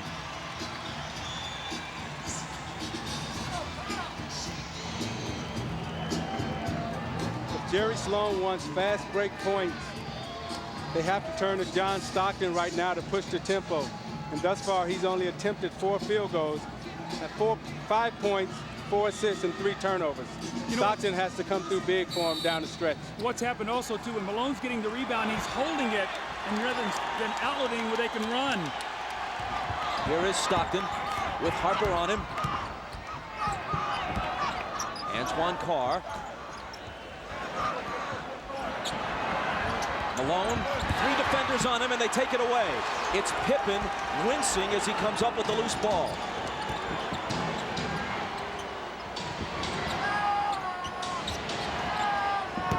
Jordan over Hornacek. Short. A whistle underneath from Danny Crawford. Stay right here. Loose ball foul on Utah. See, Malone's catching the ball in the post. He's getting double and triple team right now. He's got to be a passer out of this post. You see Pippen there knock the ball away from him. But if there are 3 guys on him and you space the floor, somebody's got to be open. And Doug, what Chicago is saying right now, we're not going to let Karl Malone beat us. Someone else is going to have to step up and beat us tonight. Pippen, who can barely move, throws it in. In almost any other situation, he couldn't possibly be playing. Regular season, never. Even earlier in the playoffs, he'd probably be sitting. Jordan again. And Stockton pulls it down. This is where they got to push it, get something quickly.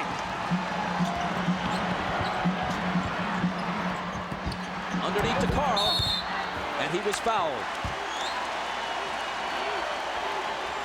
It was a nice feed by John Stockton, pushing it up the court, catching Malone early in the offense, right underneath the basket. Malone did a great job of sealing and drawing the foul. 4 on Rodman. Michael's upset with himself right now. He's missed 2 jump shots that would have given his team a 3-point lead. He's really upset about that because both of them were very makeable shots that Michael normally makes. And Russell has done a good job guarding Michael Jordan, forcing him to shoot jump shots and not really allowing him to get to the basket. Malone busting loose with the huge game on Friday night. He had 20 in the first half. He's at 26 now after the free throw. Jordan leads all scorers with 37. He's 13 of 30 from the floor.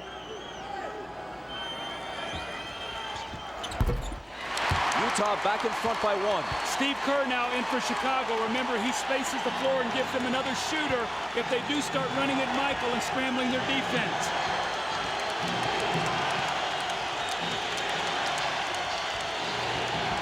Michael again.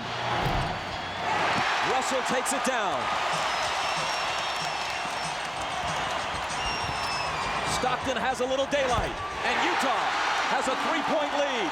Transition basketball again. The little screen by Malone, and he hits the open jump shot. Kukoc. Kerr. Pippen in the lane. Connects on the turnaround, playing through clenched teeth.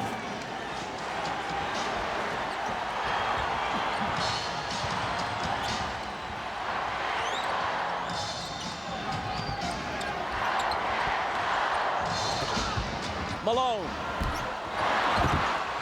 Rodman wins the rebound battle. That's a bad foul on Malone now because that's the 5th team foul. Now Rodman will shoot 2 free throws, but Stockton pushing the ball up the floor. You see the screen right there by Antoine Karl, and Scotty Pippen cannot help out. And then Scotty Pippen with a quick post up in the lane, and the gutty effort by Scotty Pippen here. You can see as he catches the ball, it's so difficult, but he's got those long arms and can still score over Hornacek.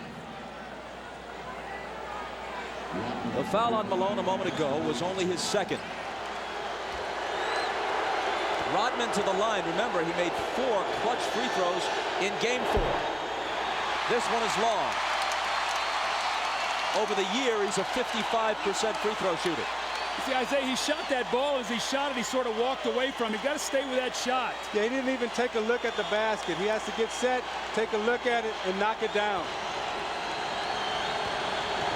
4:46 left. If he hits this, he can tie it.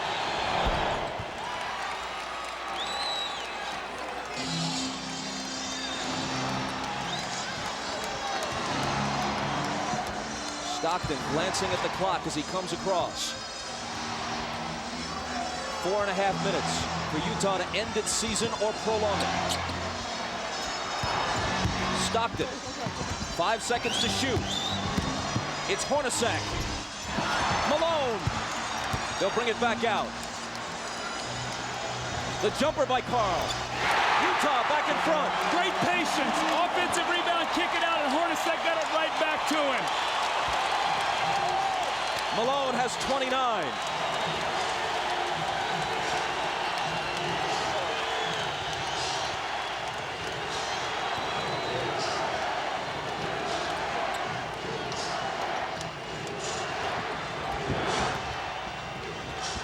Three seconds to shoot.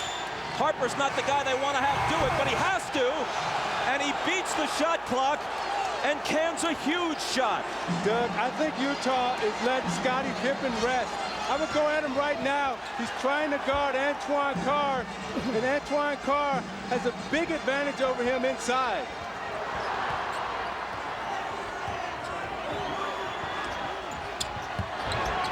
Russell. Driving against Rodman. Contact and a foul.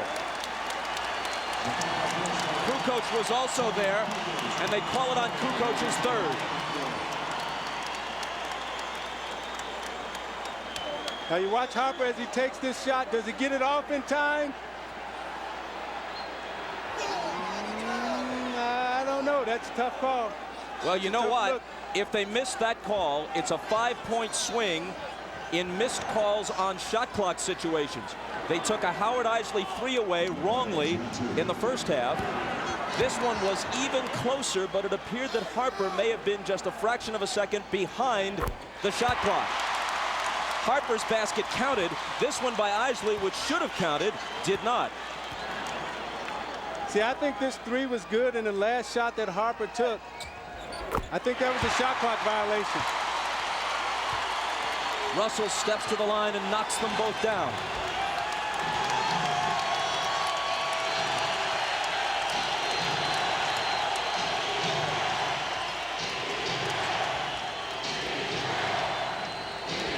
Stockton on Harper, out to MJ for three. It's short. Hornacek pegging it ahead to Russell, but Michael, with whatever gas is left in his tank, gets back to pick it off.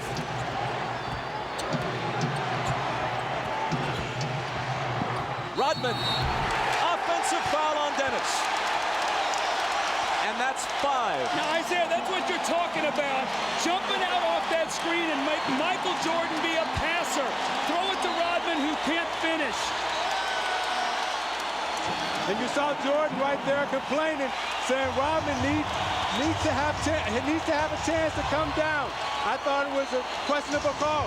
When you look at this play, you watch Jordan come off the screen and he's double teamed, and as an offensive player, you're allowed to establish position and come down. It's a tough call right there.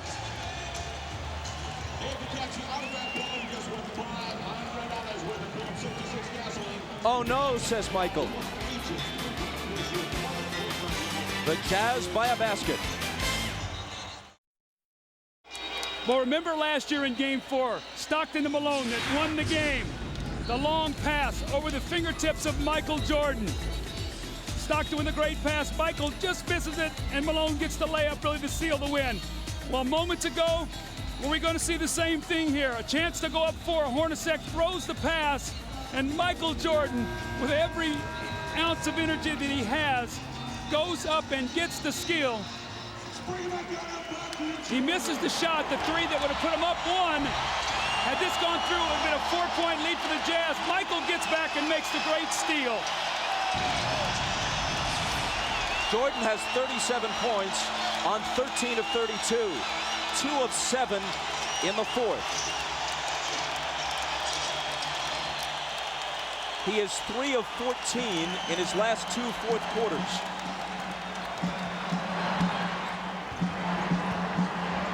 Even Superman apparently gets tired. Malone, lots of room. Got it. That's their pet play. Malone goes over like he's going to the post and screens for Stockton, and he rolls out and hits the huge jump shot.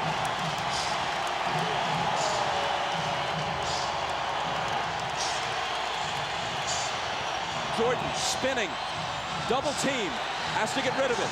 Gets it right back from Pippen. Double pump, knocked away by Karl, and a foul. Isaiah, normally on this play, Malone goes to the post. This time he goes and screens so Stockton can get to the middle of the floor. A mix-up, they trap, no one rotates, and Malone buries the shot. Now on this defensive possession, Hornacek, I thought, should have run at Michael Jordan and made him pass the ball back to Scotty Pippen. You got to take the ball out of Jordan's hands right now and make Harper or Pippen beat you from the perimeter. Jordan's 9 of 12 now at the stripe. Now you look at the job that Russell is doing against Jordan. He's keeping him out on the perimeter, not allowing him to come into the post. He hits them both, making it a 2-point game with exactly 2 minutes to play.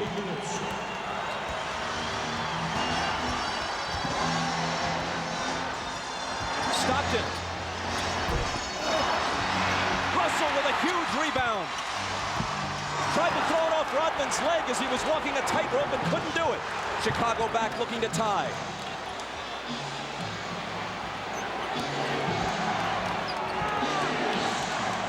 Michael. Short. Rebound Stockton. The jumpers come up short when fatigue is a factor. It's true of anyone, even the best of them.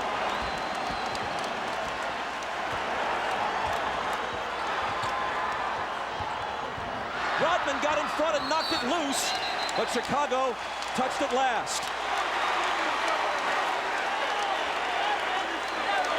Phil Jackson hot over that call.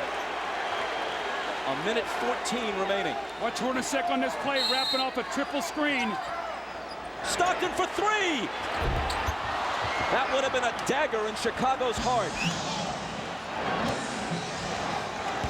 Instead, they can tie it or take the lead with a three of their own. Jordan. And a blocking foul. Stockton is down on the floor. Jordan's going to come to the line at Stockton's fourth. You watch Jordan fake like he's coming to the middle again. Russell gives him the baseline. Stockton comes over a little too late. Call the blocking foul on Stockton. Jordan again at the free throw line. 20-second time, 20-second timeout. Chicago takes a 20-second timeout.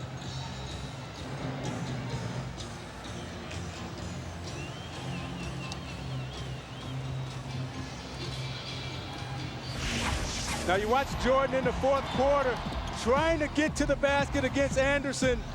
Pulls up and takes the jump shot. Again, they're keeping him out on the perimeter, not allowing him to get into the post. Coming to the foul line for his patented free throw line, Jay. But again, Russell keeping him out of the post. Pulls up, shoots it a little short. This is a big 20-second timeout for Chicago because it allows Jordan to get some rest before he goes to the free throw line to try to knock down two. At the line, he's 10 of 13. From the floor, he's 13 of 33. Well, in this fourth quarter, Michael is only 2 of 8 from the fourth quarter, but what he's done is he's been able to get to the free throw line. He's 6 of 6, so he's shooting his 7th and 8th free throws of the quarter. They've got to find a way to be able to guard him without fouling him here.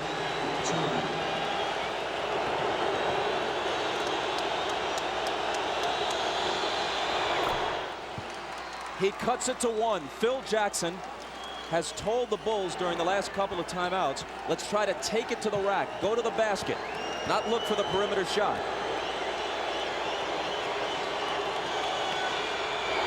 Jordan ties it. Maybe the 20-second timeout was, as much as anything, just to give him a breather to gather himself for the crucial free throws. 50 seconds. Malone. Cross-court Stockton, a three, it's there!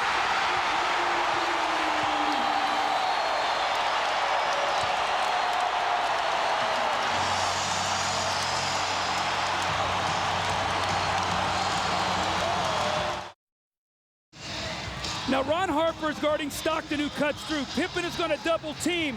So watch what happens now. Stockton's going to circle through, and Karl dives down, so Harper has to play him.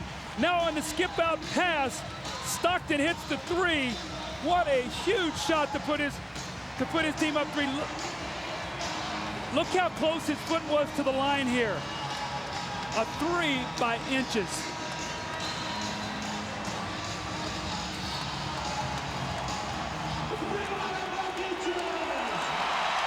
Now this is what Karl Malone has to do. He has to find the open man, and Harper runs at him. And normally, it's Stockton and Malone. This time it was Malone to Stockton. 10 points for Stockton.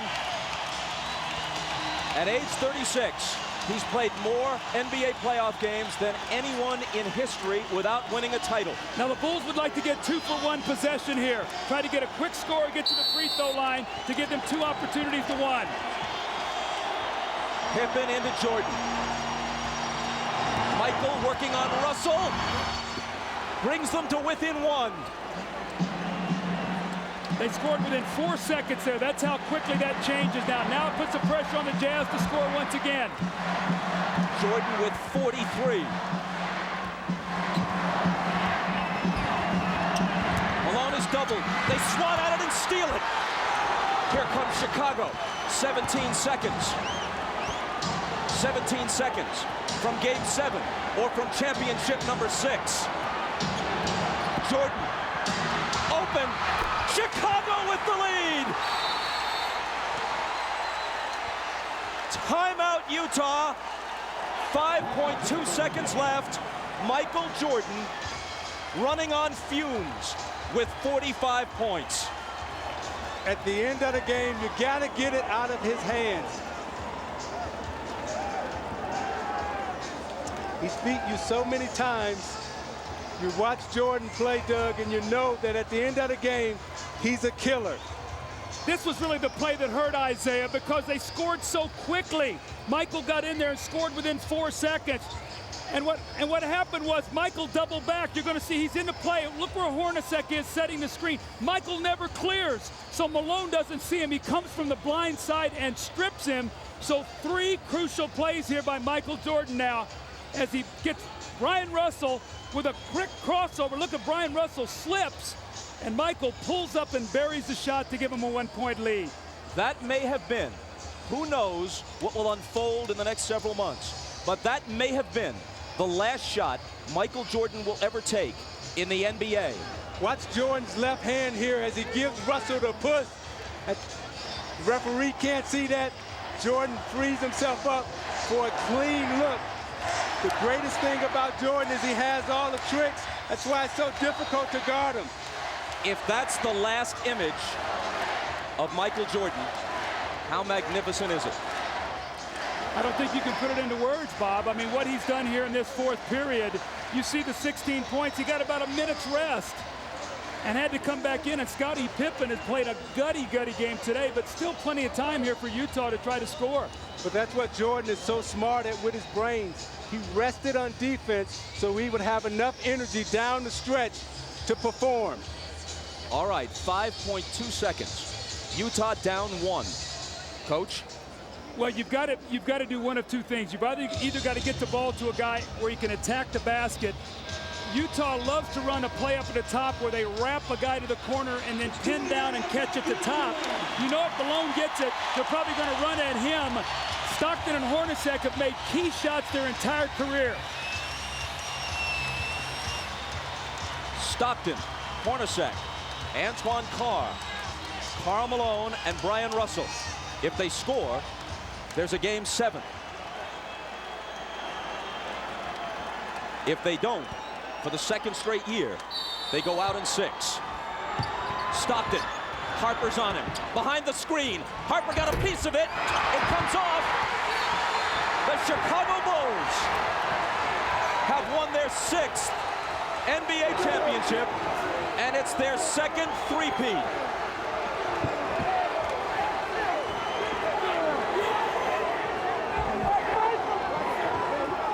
When you lose by this narrow margin, speaking of the Utah Jazz, there are so many things to look back on. But the Howard Isley 3 that was taken away in the first half will eat at them all summer long.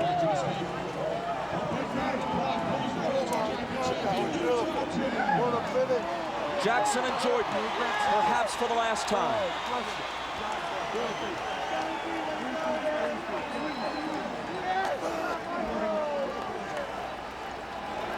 Chicago 87, Utah 86. Jerry Sloan showing class, trying to shake hands with each and every member of the Chicago Bulls, who won 2 out of 3 here and 2 out of 3 in Chicago. Thank you, boy. David, thank you, boy. Thank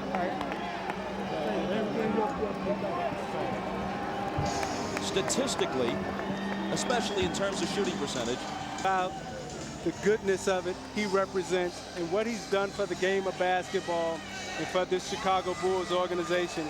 All of us as former athletes are very thankful to 23 in red. Michael Jordan is as great a competitor as sports has ever seen.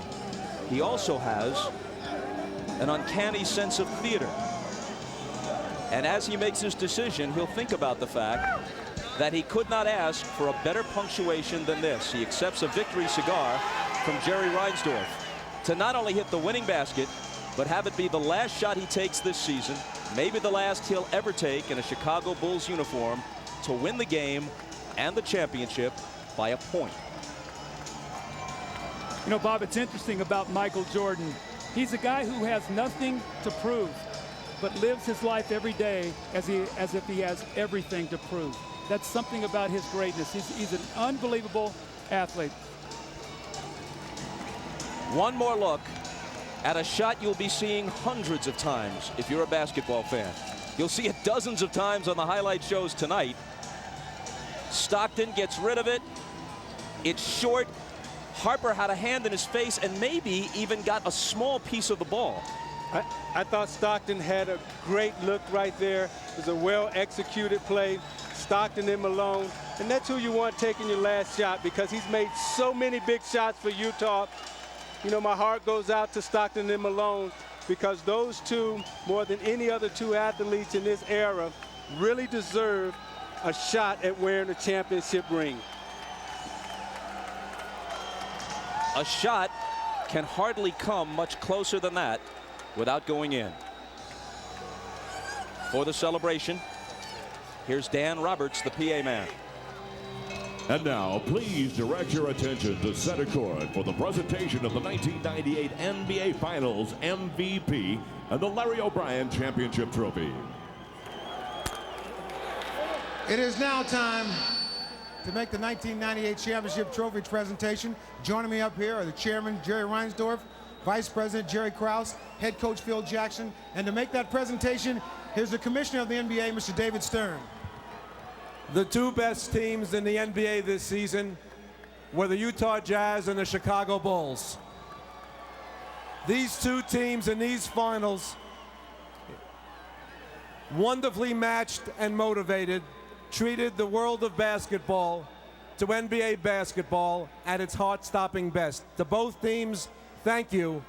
But to the Chicago Bulls, the 1998 NBA champion, and a team for the ages, congratulations to this team, to this organization, to its fans, and to these great players.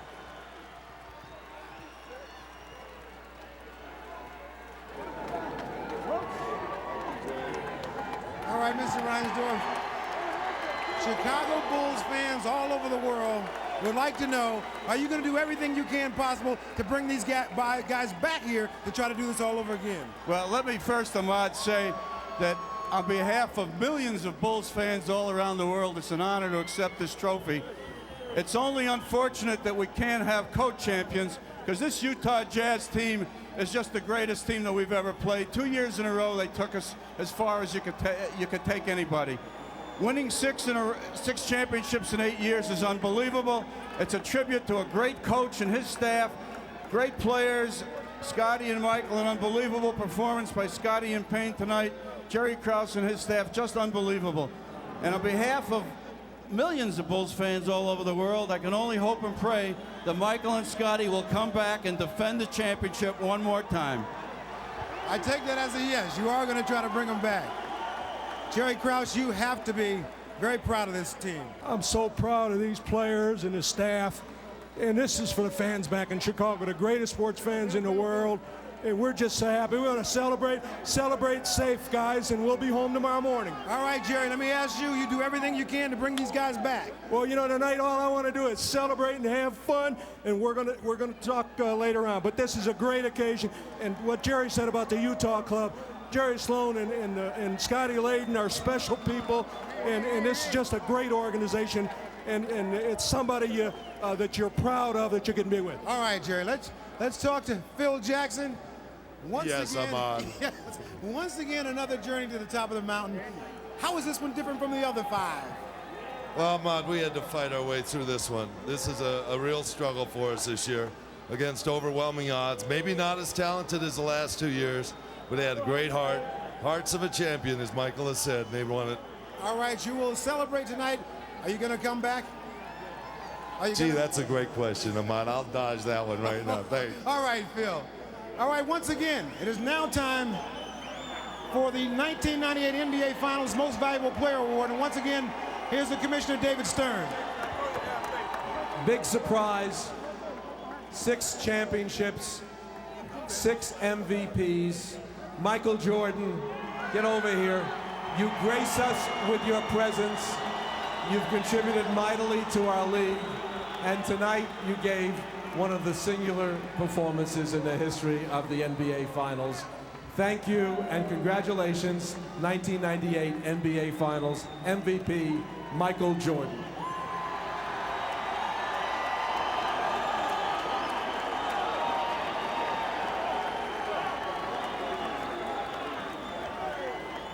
Michael, you have won this award before, but somehow I have the feeling that this one is more special than all of them.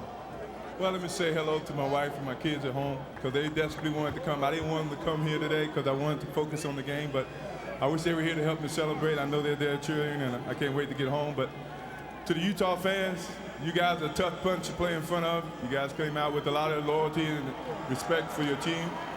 You made it really tough for us. We really, after losing Game 5 in Chicago, a couple of us dread coming back to Utah because we had to deal with the fans because of the energy that they bring to the game. But we had no choice, so we had to come in and play our best, and you guys made it a very competitive finals, and it's very worthy to win this, and I think of all the championships that we've won, this is the toughest. It doesn't get any easier, but at the beginning of the season, this was the goal that you set out for. How wonderful was it to make this into a reality? Well, I tell you, when you start the season, I'm pretty sure every team next year is going to start with the focus of finishing and winning their last game. We started with that focus. It was a long road, a lot of different tasks and little bumps in the road, but somehow we made it, and I think everybody who looks at this year is going to have a lot of gratification and understanding and a lot of dedication. There were a lot of times during the course of the season that people doubted the Chicago Bulls, doubted that you'd be able to come back and pull this off. Even during this finals series here, people doubted you. How did you guys stay so confident? Well, I mean, this team is one. Our leadership is strong. Our leadership is very positive, very determined, and it filters down to the rest of the players. And we never let anybody give up. We believed in it, and we kept coming for it. All right, I've asked everybody if they're all going to come around to try to do this again. One more time? I would love for that to happen. I think that's something that's got to have to be determined over the summer. All right. Congratulations, Michael. Congratulations, Chicago Bulls. Let's go over to Jim Gray. All right, thank you very much, Ahmad. Tonight, one of the truly gutty performances in the finals by Scotty Pippen. Scotty, how badly were you hurt during this game? I was hurting pretty bad, to start the game off. I was able to get a dunk when I came down. The pain just sort of built from that point, and every time I tried to run, I was getting spasms, but I knew I wanted to come back and try to give a better performance in the second half, so I just tried to take advantage of that little bit of time before the half and, see what I can do. And I came out the second half, and Chip wanted to give me a little treatment, and I took the treatment, and I told him from there I was going to just try to gut it out. I felt like that my presence out on the floor would mean more than just sitting in the locker room. Initially, you didn't think you could come back, and then the miracle happened there at halftime. How much did you revert back to some of the things that had happened to you in the past, and you knew that if you gutted it out this time that it could change all of that? Well, I knew I was going to come back the second half. I have to correct you on that. I knew, but I just didn't know how much I was going to be able to give. I knew I wanted to just hope that the team could stay in the game, keep it close, and if I could come back out, let my presence be known out on the court. Now, Scotty, you were in tears after the game. Was this your most difficult championship, and why the tears this time? Is it maybe because you feel it's ending? Well, I think they all have brought tears to my eyes, but this one was so difficult because, I felt like to some degree without me being out on the court that I was kind of letting the team down, and they understood, but, I wanted to be there. I wanted to be a present. I wanted to play a major role in the game, but the other guys came off the bench. They held us in there the first half, especially Michael. He had a heck of a game, and, everything else is history. Now, you hold the key here to these teams returning. Michael said if you come back, he'll come back, and Phil and so forth. What are your thoughts? Will you come back? Would you take a one-year deal? What will go through your thought process in making this determination? Well, Jim, right now I just have to, let everything soak in. There's a lot of opportunities out there for me, and, I have to look more down the road at my future, but, I don't know. After all this soaks in and get back and get my back on track, you never know. Is there a twinge of sadness with you, a little melancholy feeling right now that it may be ending? Excuse me? Are you feeling a little sad right now that this could be coming to a close? No, not really. We're going to enjoy this, and, as long as we can. As a player right now, I don't feel like it's over. We got a lot of celebration to do, and I'm not really looking forward to next season right now. Final thought, the Utah Jazz and Karl Malone, a spectacular effort. What would your thoughts be toward them? It was great. Karl and John, they're some gutty performers. Whether it's Hornacek, Russell, who's grown and matured and, had a fabulous series. We take our hats off to this team. The fans here have really came out and made us work hard. It was a great series. It was a even better series than last series, even though, both series ended at 6 games. This topped it all. Scotty, congratulations. A truly gutsy performance. Thank you. All right, let's go back now to Bob Costas.